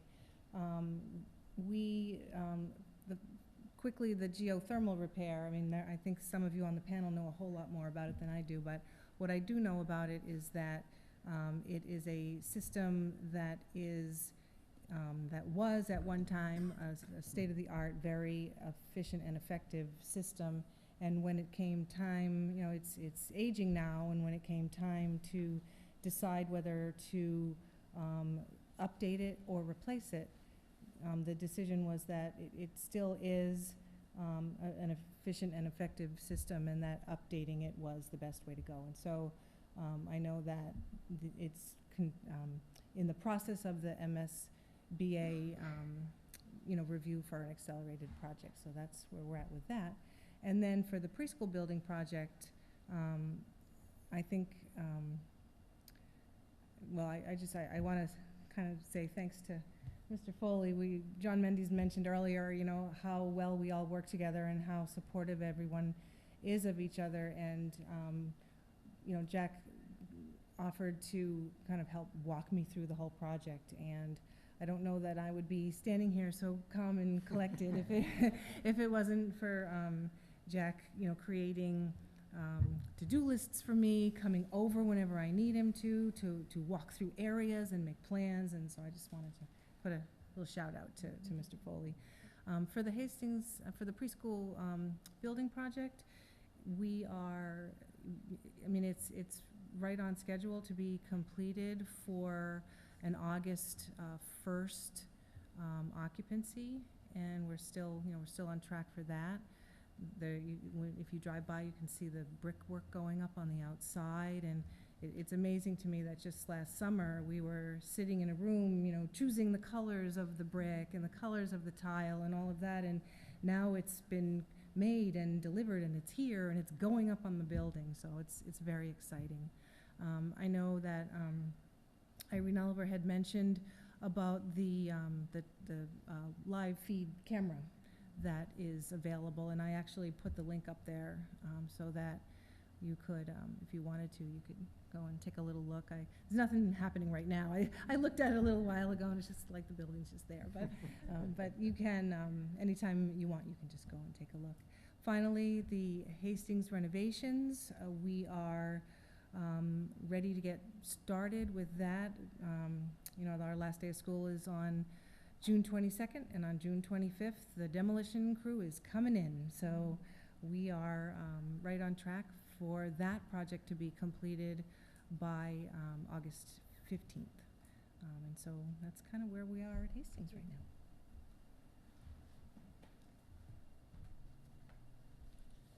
Frankly, I'm amazed at how much is going on and how much Westborough has put into this. I want to definitely thank Mr. Durrett, Mrs. Bach, and Mary Ann Standard for the countless hours they've put into the planning, which has made my job extremely easy in terms of how smoothly it's going at Armstrong. It's amazing to see GVW working. They're very professional, and they're very efficient. Right on schedule. You know, we've done a few things as a staff to work to make sure that we're in order. Teachers are using every space of the building, but everyone's comfortable. You know, we have a trailer that we've stored some things in. We've had to switch recess to the Gibbons Field. Thank you, Jack. We have rerouted some routes in school. We've tested everything. We've made some adjustments along the way, but it's going very, very smoothly, and very hopeful that, you know, August 27th, we're going to open that new wing. Another exciting part of this renovation is upgrade to the fire alarm system. Armstrong will have a brand new fire alarm system with a softer tone. The loud tone does make the students anxious. You know, we have neighborhood schools, and I will say that there are several students that are very anxious when we have the fire drill. So, exciting things happening. Thank you so much for supporting the initiative. It's going to be beautiful. Just the fact that, you know, we'll have stick-built, which will last much longer, and an internal hallway connecting everything that's, you know, 8 feet wide, a normal hallway, nothing makeshift. It's going to be beautiful. Thank you so much.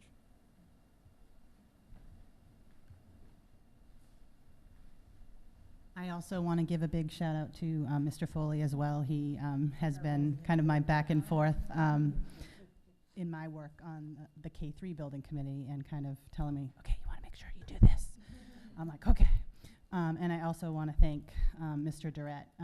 He is a tremendous gift to the town of Westborough and has had a major impact on our schools in so many ways, but I've seen firsthand his work on ensuring our facilities are top-notch, and I've learned so much on our drives into Boston and back from Boston and whatnot. So thank you very much, Steve. We are knee-deep in the MSBA process at Fales, which is just so detailed and unbelievable and wonderful. Right now, Amber and I and my team, as well as district team members, are working on what is really called an educational program outline to really articulate what it is we do and what we need to do that, and down to how many classrooms for this and how many consultation spaces for that, and it's pretty interesting. So Amber and I will be meeting with my team leaders as well as some other folks tomorrow to get more hands on this so that we get it right. So looking forward to it. In a few years, I'll be as excited as. Somewhere else. It's like, okay, rotate to the next one, Amber, 'cause I'm really tired of seeing you. But it's good. But we really appreciate it. So we have 2 other highlights, and then we'll be done. We're almost there, home stretch. I'm gonna just let you guys do tight highlights on these last 2 so we can finish up. All right, so Mill Pond does not have a major building project happening right now, so really It we're was. just. 18 years ago, it was. Yes, I'm sure. And it actually, people are shocked when they come into our building that it is as old as it is, because the upkeep has just been incredible. So a shout out to our custodial staff and our students who just do a nice job. But the gym floor repairs have been completed, and they look great, and they're working well, and everybody loves it. We did just add a high capacity fan in the ceiling in the gym that has made a huge difference, just in time for the warm weather to come back. We did also just recently add speakers into the stairwells, because we discovered when we did our emergency drills that when you have hundreds of students coming down the stairwells, they could not hear the announcements so that we're glad that that has happened. And then the other points are just reorganizing space to make it more efficient and pertinent to today's learning. So we repurposed the 3 computer labs. One of them is a flexible tech classroom makerspace. One of them is now a special education classroom. And the one on the main floor, we're calling it the flexible group space. It can accommodate 70 students and has tables on wheels with chairs. So all sorts of different activities can happen in there. So that's it for us. No big projects for a while. That's good, we love that. Here's our resident building consultant. See a case study being written in your future. And I'm super pleased to report that we're done. And big shout out to Steve, whose collaboration and exceptional work. I mean, we started with the Gibbons Building Committee in 2012. and we're still meeting. So we finished on time, we finished under budget, and we finished with substantial additions to our public places. We put a lot of extra money into our gym, we put a lot of extra money into our auditorium, we put a lot of extra scope into our library. The place looks great. People really, really enjoy it. It is an exciting, completely refreshed learning space. And just it's a kudos to the town that you have talented people like Steve who are willing to see the project through. Mrs. Bach, who was over for an extended period of time on Tuesday mornings at 7 o'clock to do a walk around with everybody, the members from the community on the building committees. The level of commitment that people in this town have to the schools is really, it makes it a really great place to work. And I tell this to my staff all the time, that how we should be just we're very, very fortunate to be a part of this town. So thank you for everything. And I think with that, we are pretty much, Look at that, you made it. we're pretty much done. Thank you, well I think we should done. clap.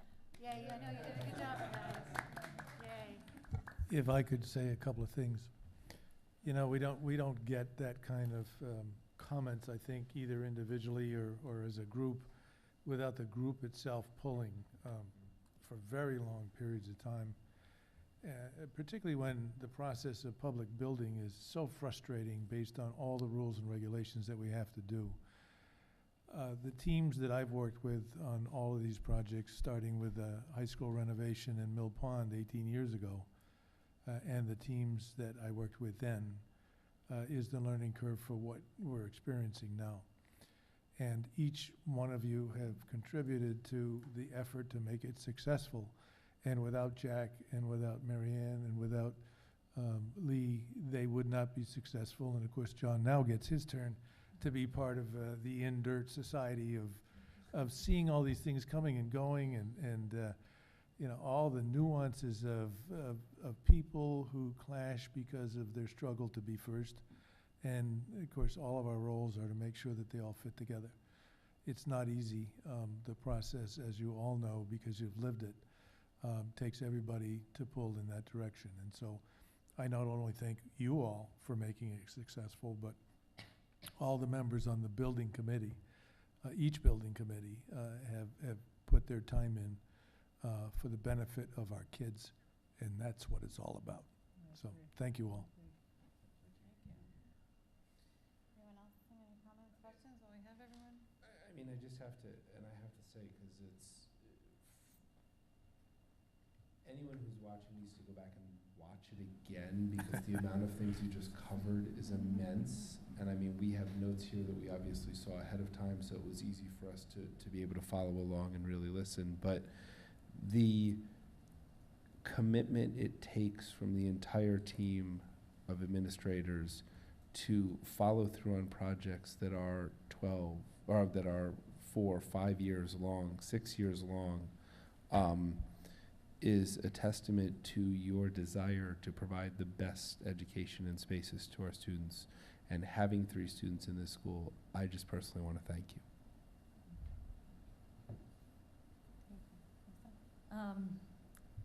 The amount of collaboration that occurs within our schools between staff and administrators, and seeing the transformation really over time of effective models for successful learners is really extraordinary.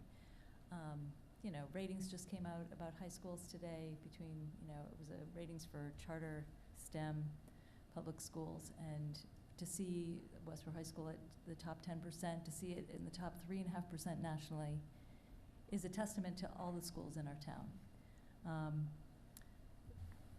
I just think, even just hearing about, the idea that you guys follow a philosophy of maximum team benefit for kids, the fact that you redevelop and redefine, refine on a regular basis your curriculum, says so much about our curriculum directors, our chairs, our staff, and seeing that they're getting the support that they need to do the best job, getting the best out of them, following best practices, What I really feel is that this leadership team has their hand on the pulse of education in our country, and specifically in our state, and then of course in our town. Like, you have followed the track and been leaders and innovators. It makes a huge difference when it comes to these kids being successful in life. So, congratulations. It's great to see this report. It's great to see that the work we do, comes down to you be able to do your job at your best. So, thank you.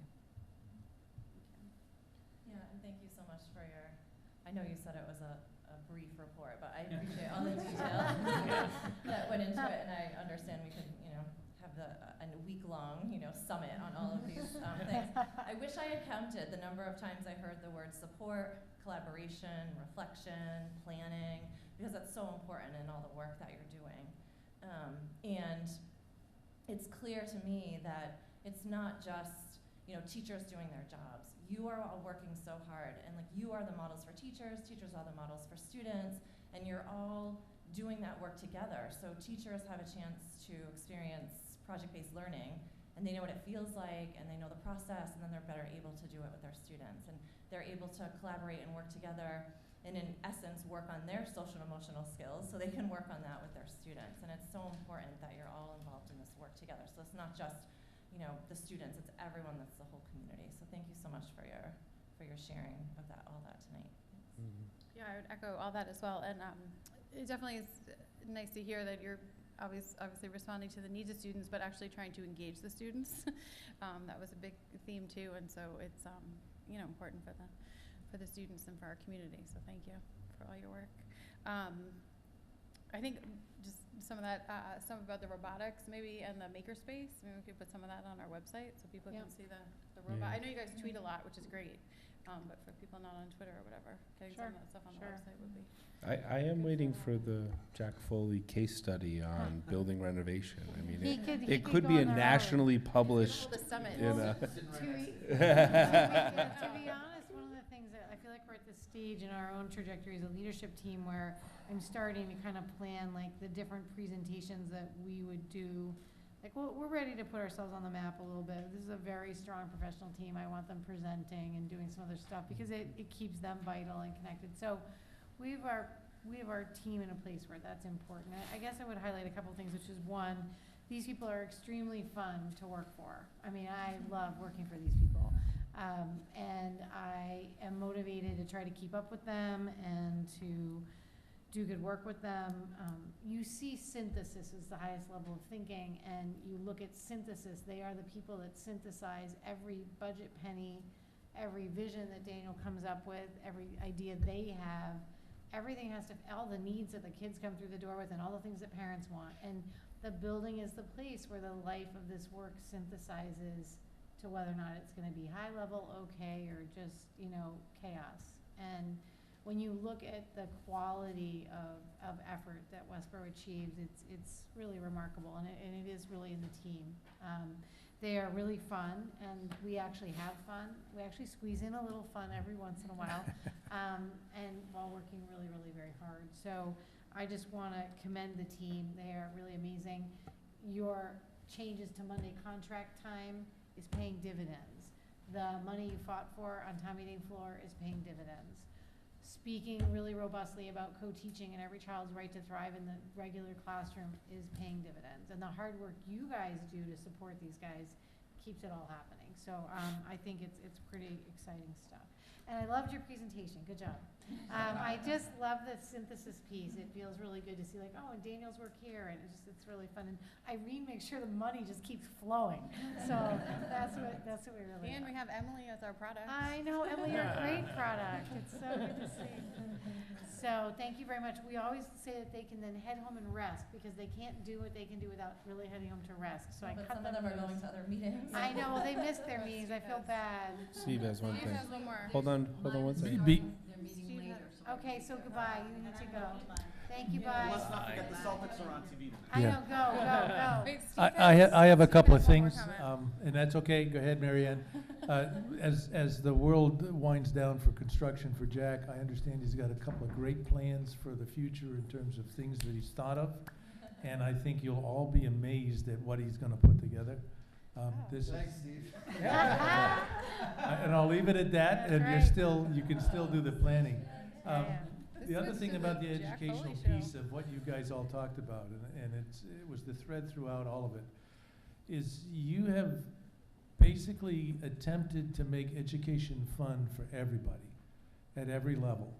And we all know that every one of us had issues in school where we couldn't get a certain thought or a certain understanding of a certain piece.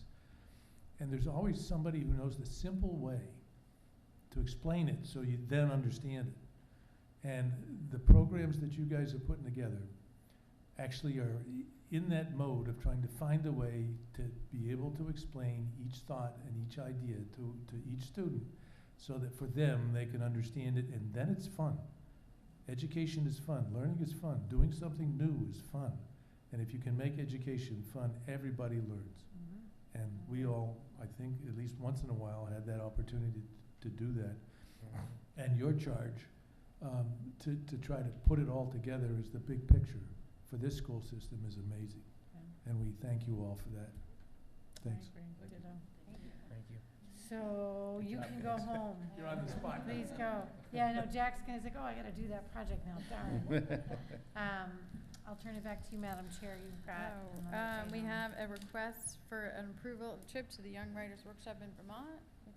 Do you wanna Oh, just, it's Brian, okay. I Brian's thought it was doing back to it. you. Yep. That's why He Brian's was here. hanging He's out. on point. Yeah, Yeah. Mr. Callahan.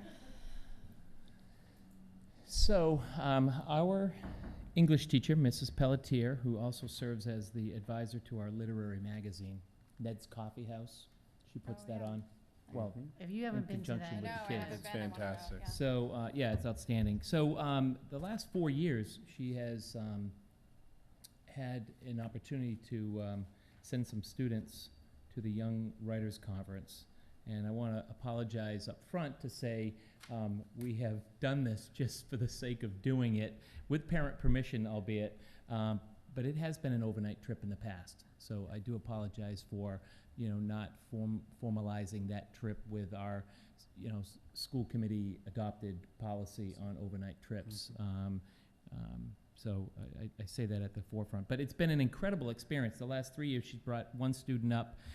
The advisor stays either in a hotel or in at Champlain College in a resident director's dorm room, and the kids stay in another dorm room. And it's just an incredible, powerful experience where young writers can find their voice, find their skills, and it's just a great community of learning and all kinds of literary genres, from poetry to short stories and novels and essays. And so the itinerary basically includes they're going to leave Friday after school, right after school, and we get the parent permission slips, if you so approve this, where they will drive up.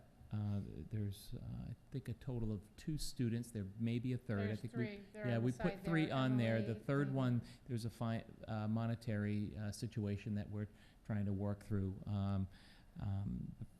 My principal's account has paid $300 to try to offset the cost already. Probably going to end up paying more for that particular student who wants to go. So right now we have 2 signed up. Hopefully the third will come. They'll go and they'll attend on Friday a keynote address by an author called Jenna Rose Nethercott. And she's written the book of Lumberjack's Dove, received some national poetry awards, and then they go and have a kind of a social activity, dinner, all-you-can-eat buffet. And then they go off into their dorm rooms, and the kids for the following days are in, some pretty high-level writers' workshops with national and college-level professors, and learning different, again, styles and genres and such. And while that's happening, the teacher is also in workshops, and Mrs. Pelletier, who you may or may not know, took a leave of absence this past year to reduce her full-time status to part-time, because she's pursuing writing a book. And she has requested, and it was approved, to have a part-time status permanently, because her writing of the book is going very well. So she's real passionate about this. She's incredible in terms of her commitment to writing, and strictly voluntary, and these kids want to go, and the experience has been very, very positive for those who have attended before. Great, thank you. Anyone have any questions? I had a question. Yeah. I wondered how this came about. Is this part of a club that she is running? No, it's or- part of a writers guild, I guess, or maybe that's not the best word, but some association through her own personal writing that the Vermont Writers, Young Writers group, sends out emails, and we first picked up on it, like I said, 4 years ago. So she's been aware of it and has offered it up to all her classes, as well as some other students in English classes. Yeah, so Interesting. kids sign up. It's What's Memorial Weekend. What's the cost of the trip again, total? It's a total of $350. So we need funding for 1 or 2 students? I've offset the cost of all of it with a donation from the principal's account, $500. This one student is about 100 or so short. So there's other things going on too that I won't get into, but if she wants to go, we're going to make sure that she Right. goes. We'll So that's get why the we have funding. 3 on there. Right. We're just waiting for that to work itself out. Okay. It's a long weekend, Memorial Weekend. It might be job commitments that this young student has, but we're trying to work through that with the family. So Thank you. Can we get a motion? I'll move that we approve the trip as offered. Second? Any further discussion?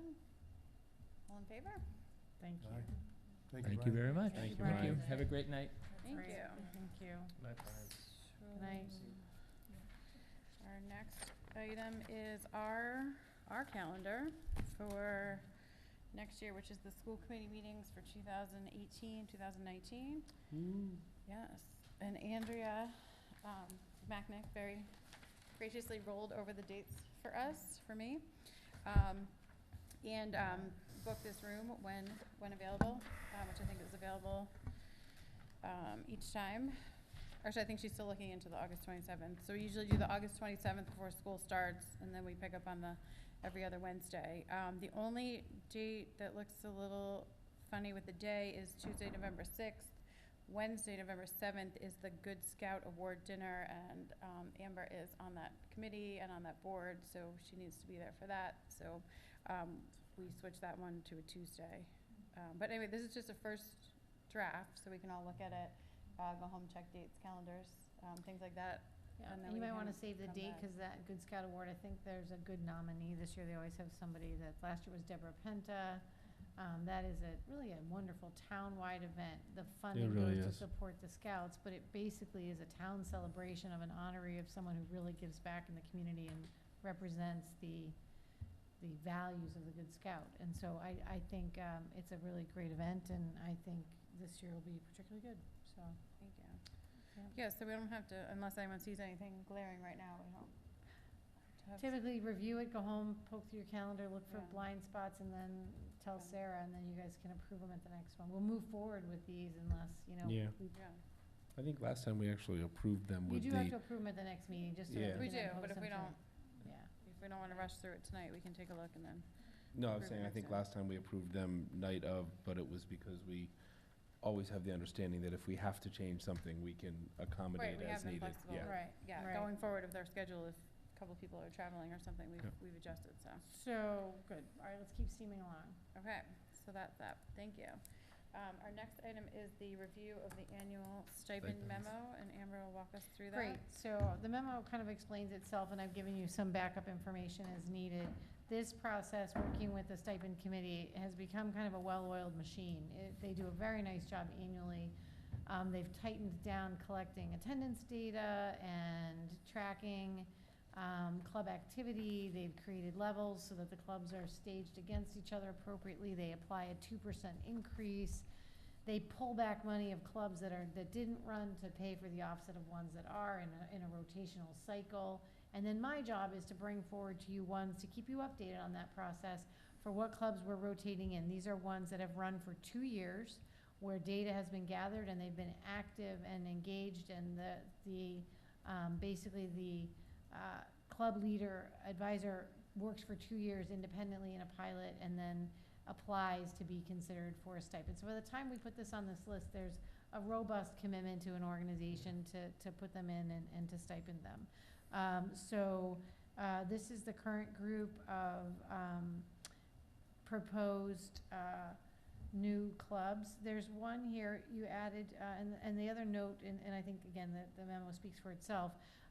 Sometimes we basically utilize the activity fee to pay the offset for the 2 years while it runs, while we figure out the financial balance of where we are going to be. And then when it comes into a negotiation year or in the annual budget process, then Irene folds that into the budget because the stipends sit within the salary line item of the budget. So they are carried in stipends as a new activity club through the fees until we then roll them into the framework of the budget. Some stay in the activity fee, and we bring those forward to you with this memo kind of outlining them to you.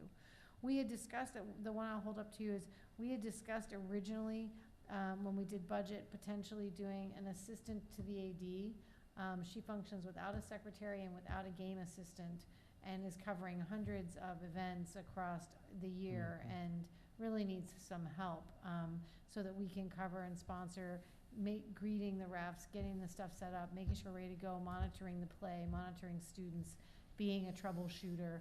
She's trying to do that actively when there's often multiple games, and she's got other things to do as well. So she serves as her own secretary, and that's very, very rare. Actually, I've never come across that in any district I've ever worked in. She's been incredibly fiscally sound for us. So what we decided was, instead of rolling it into budget, we wanted to see how it lived for a couple years, so that we would basically provide for 3, like a fall assistant, a winter, and a spring thing. She might end up with 3 different people, and that would be kind of neat. Different people that might want to, a young teacher or a young coach who's just starting out, who might want to add this as an additional piece in their off season. It could be one person who would take all 3, but we thought it would give us the time to pilot it and see how it works, and then eventually, when we come to budget season, if we wanted to, at the end of the 2 years of kind of exploring how it works, create a position, we would have the data we need. So I would open it up to discussion and answer any questions. I'm giving this to you, and I think you are receiving it and you're voting it at the next. Yeah, we can take some time. So I with always this give it too. to you and let you observe it. Then we also attach the full list of stipends, so you can see all the clubs and organizations that are running across the district.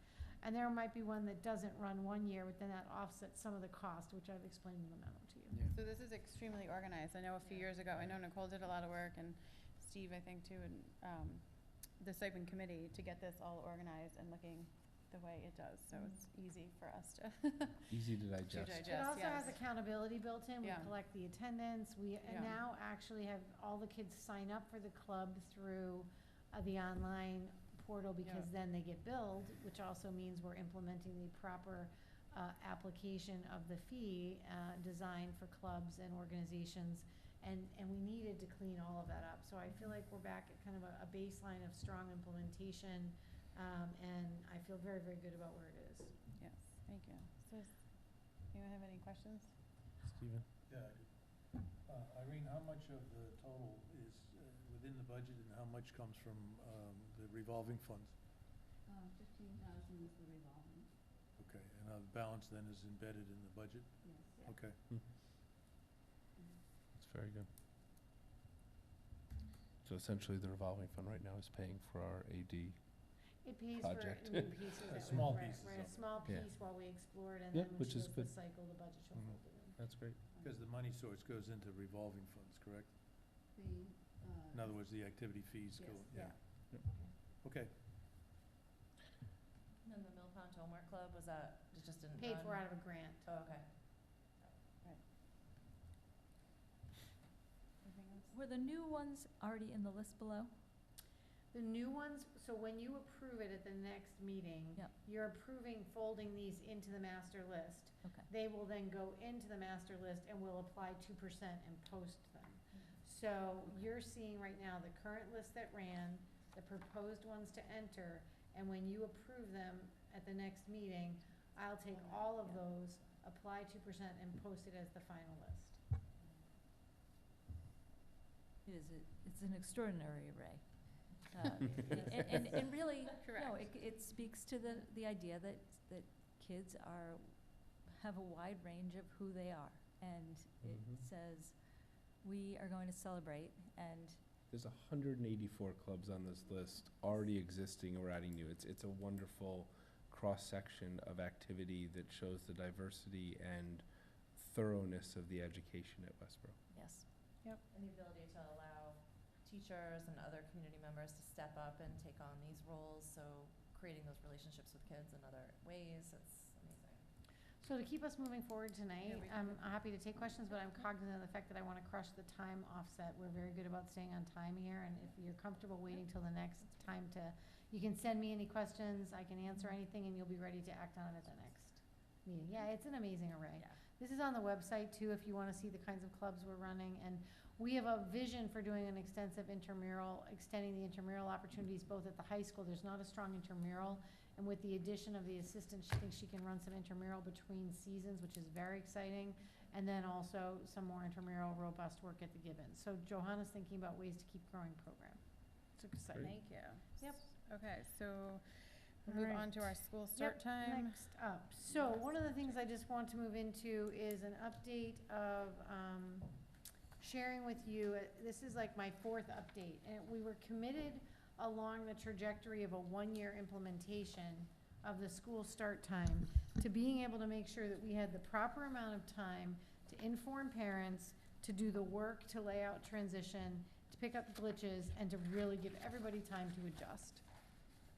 So I want to begin by just reminding everyone that we had decided to intervene, that you took the courageous, work of responding to the report that we provided to really look at the fact that the disruption of the circadian rhythms really impacts student clock, mental and physical, higher levels of anxiety, higher levels of depression. We do see that coming up in the Metro West survey, and using this as one of our response points. I just think it continues to be important to emphasize that, impaired cognition also, all of these are impacts from fatigue. And I think that teens are indeed, the data looks really extensive, that they're tired. And so I think the move next year to shift, I hope will pay the dividends that we've wanted, which is better cycles for rest for our youth. And in your plan, in accepting the recommendations, you're impacting 6 years of sleep for students. 7th, 8th, 9th, 10th, 11th, and 12th. That is an incredible impact. So I just really applaud your courage. So we wanted to charge the WLT, the Westborough Leadership Team, which is the group you just saw, plus an extended group of assistant principals and the other core curriculum people and us sitting here, to basically plan. We did the 1 year of planning. We did multiple updates to families, both online. After I do a report here, I push it out to families. We've done 3 updates here. I believe this is like the 4th.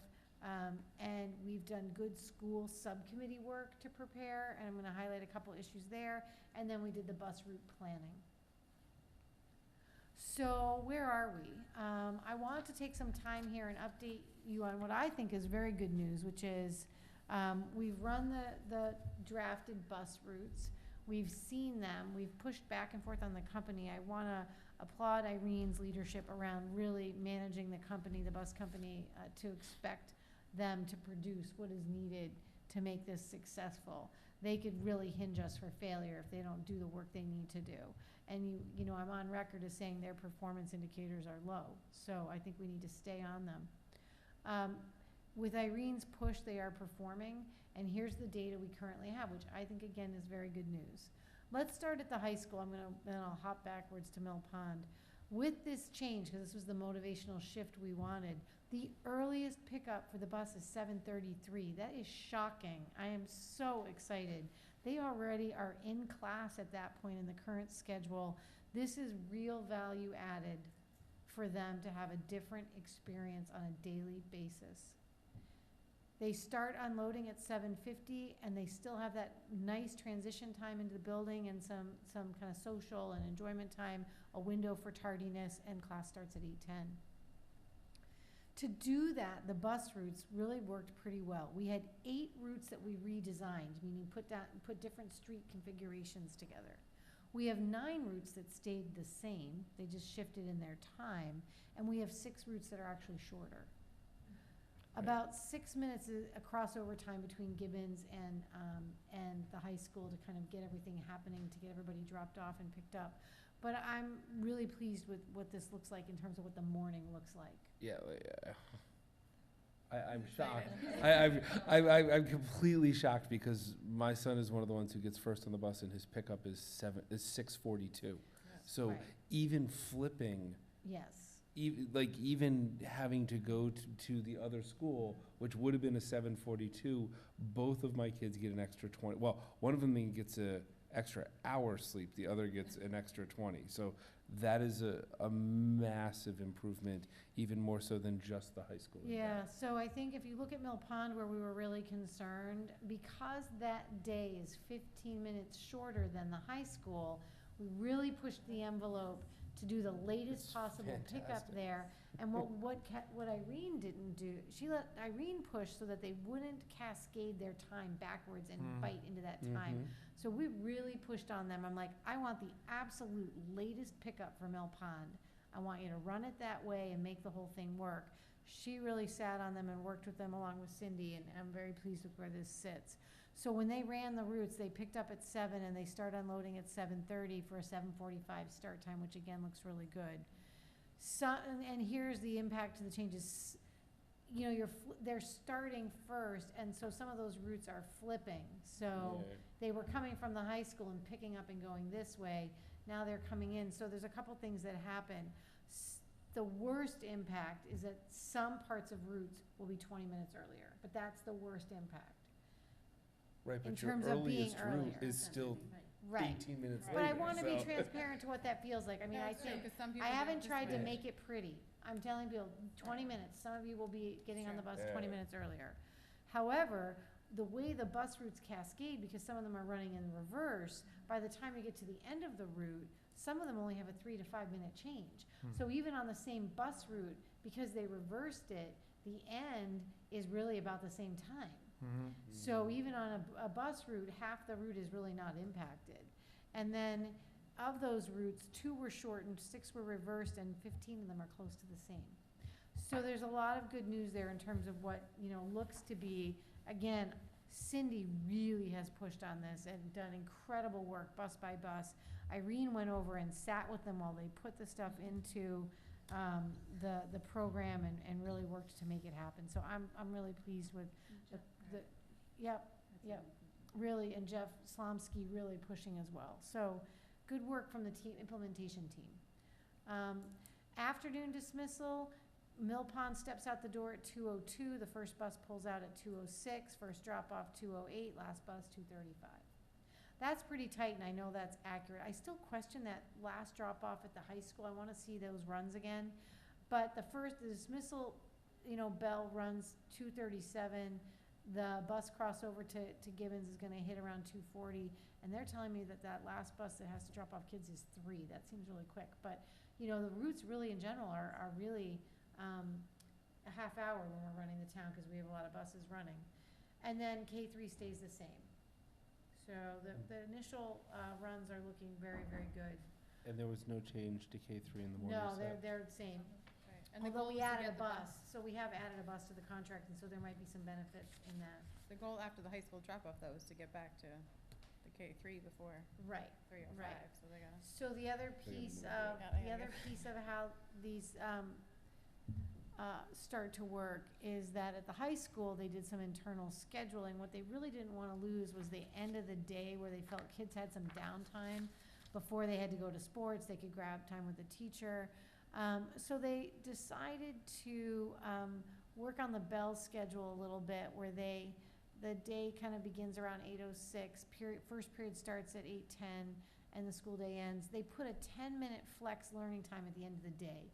So they pulled back those minutes from a couple places like travel time, and they tweaked a couple areas to make sure that they could still, they maintained 2 things. One I thought was very important. I wanted them to maintain the mid-morning break, which is a huge culture piece of the high school and important to their social interaction, and it happens at the right part of the day.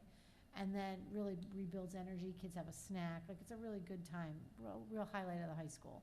They held on to that. And then they've built in another version of that, a 10-minute model of that at the end of the day, so that students have a chance to get a jump for the bus if they need to go to a sports, so that, again, we're not impacting that last period so much. And then they also get time to see a teacher, make a transition, grab a snack, do what they need to do before they need to head off to other things. So they've given themselves a year to implement this. I think they did some really good work on it. They collaborated as a faculty. The high school, you know, there are definitely some rocky perspectives about this change. You know, teachers are creatures of habit, and so, as we all are, but our day runs on a clock, man. Everything is a bell, and so it's really hard when you change all that Pavlovian training. And so the shift is really, the high school teachers just feel a little forced. But I think they're really embracing it. They did this work. I'm exceptionally pleased with kind of their embracing of it and the way they problem solved it, and Brian's leadership around that. And I think when you see the bus schedule, the reality of that's a little exciting. Last to be finalized, we're pushing on the company around the preschool van routes. They failed to recognize that they had to schedule the preschool vans differently because the time doesn't work. So that's a pretty big glitch. And we went back to the drawing board with them and we said, find a way to fix it and come back to me when you're done. It's kind of like what we said. And Irene's watching that and pushing on it, and some good things will come out of that. The other piece to be finalized, I wanted to kind of get your opinion. I've typically pushed out after this meeting a next update to parents, and I wondered if you thought this would be an adequate one for me to push out as a version with a brief, you know, notation, which is like, here's the next update I just provided. And I think letting them see the next piece of planning so they can see the start and those end times, which kind of give you a little aha. And then I'm anticipating releasing the bus routes in draft before the close of the school year. That's great. Because people have to plan, Yeah, definitely. I think we should go ahead and release them. I think we need to put a big watermark that says draft, but gives them their best estimate to set babysitting and transition times, and Mill Pond people being the big push people for that. And we're still discussing that internally. I figure at least by seeing the start and end time, you know what time you have to back up from, and you get the luck of the draw which one you are against that start time, but we're at least giving them the time. Mm-hmm. So I'd like to push this out. I wanted your blessing that this would be a good one. It's public record, obviously, I just shared it. But I mean, using it as a communication to update to people so that they see it. Yeah. I think that's a good idea. No, I think I it's a agree. great idea. I agree. So, there you go, that's, Can I ask yep, one question? yep. So they ran these over April break, I believe. How many times did we run them? Did we run them each day, once, twice? They ran them, go ahead. We did 2 phases. Just the first group, and they didn't have all bus drivers that week because it is vacation week, but they did have around 14, and they ran the first wave, you know, the morning and the afternoon, the second day. They wrote in their actual times. They literally hesitated for pickup and, you know, according to how many students were at that stop and so forth, but there's less traffic during that week. During the break. Yeah, understood. And so they just wrote in the differences in, from what the actual routing system had spit out. Yeah.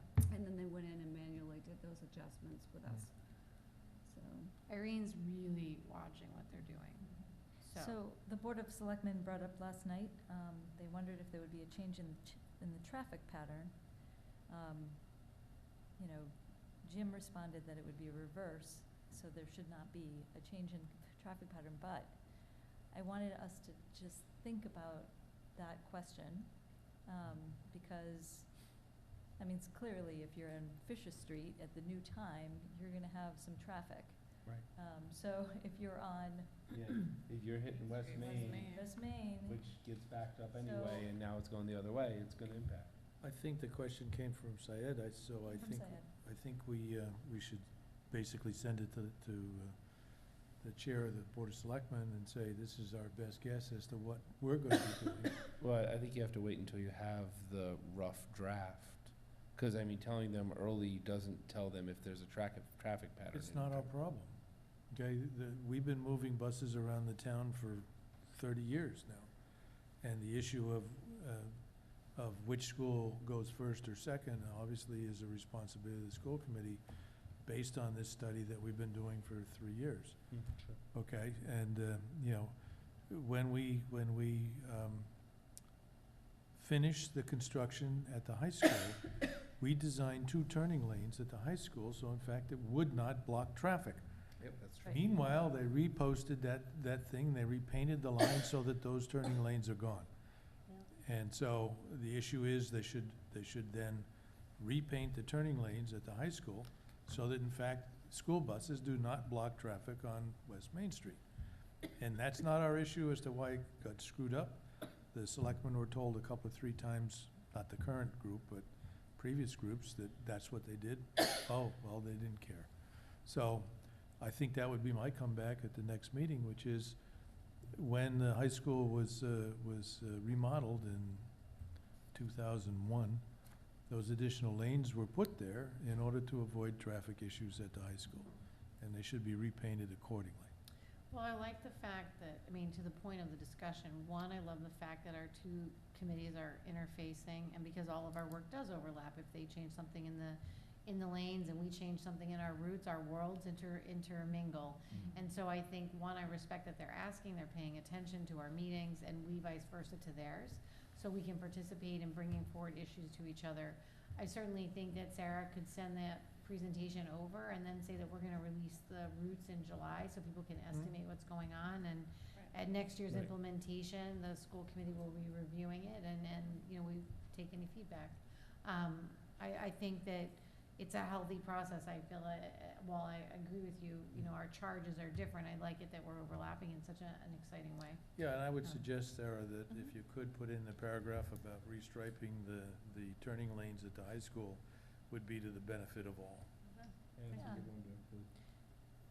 All right, well, we're picking up some time here, just keeping us Yeah. moving. I know when Mr. Durrett starts writing the times on the agenda, I'm in trouble. Oh, just a quick question. Is there a late bus for Gibbons in high school Yep. like there has been in the past? Okay. And the contract, there still requires them to use different buses for the games, and Irene's gonna be sitting on that for them. All right, well, the last 2 items are fairly painless. So, we have well, it depends, I guess, who you are. I was gonna say, I don't know, I'm feeling a little stressed. Quick update. No, the superintendent review is coming up. Obviously, we're gonna do it at the last meeting, June 6th, so just part of the process. This week, or today, I got the review out to the individual committee members, so they now have it, and then our next meeting, Amber will provide a lot more information about the goals, the strategic plan, the surveys that were sent out, all the data that they've been getting back, and then we will proceed from there. So that's really the update on that. Unless anyone has questions. If you have individual questions about the process or anything, you can certainly contact me at any time. But simple Yep. for tonight, I guess I should say. I think it's just important public record time and doing, you see things all the time in the paper where reviews are done in ways that aren't transparent. So we're at a full 360 transparency, so we have data that's transparent and process that's transparent and feedback. So I just think it's good for us to be on record and make sure that if you have any questions and that you've got opportunity to use good time to put your feedback together. Yeah, so we have about a month, so it's plenty Yeah. of time. Okay, so and our last item is the Aspet Valley Collaborative, the 3rd update. Amber will So quickly. this is a point of record for me to be able to submit to them. I've given you, you know, good updates on the Aspet Valley Collaborative. I need a motion from you to accept the change in the contract that let them add the Auburn, and that you need to make a motion that you accept the contract now that it's been approved, is all I need. It goes into the minutes. I'll make a motion to accept approve the change that they've made, adding. Accept the final contract. Accept the final contract. Second. Lisa? Lisa was quick. He's watching the time. Steven's good at that. All in favor? Aye. Aye. And then motion to adjourn, Steve. So move. Second. All in favor? Very good. At There we go. Thank you. 8:17, Steve Durrett. 17. Yes, I know, I've been watching. Got it back. I know. Got it back. So, all right, just a couple notes as we head out. The next two meetings are busy. Are we clear, James?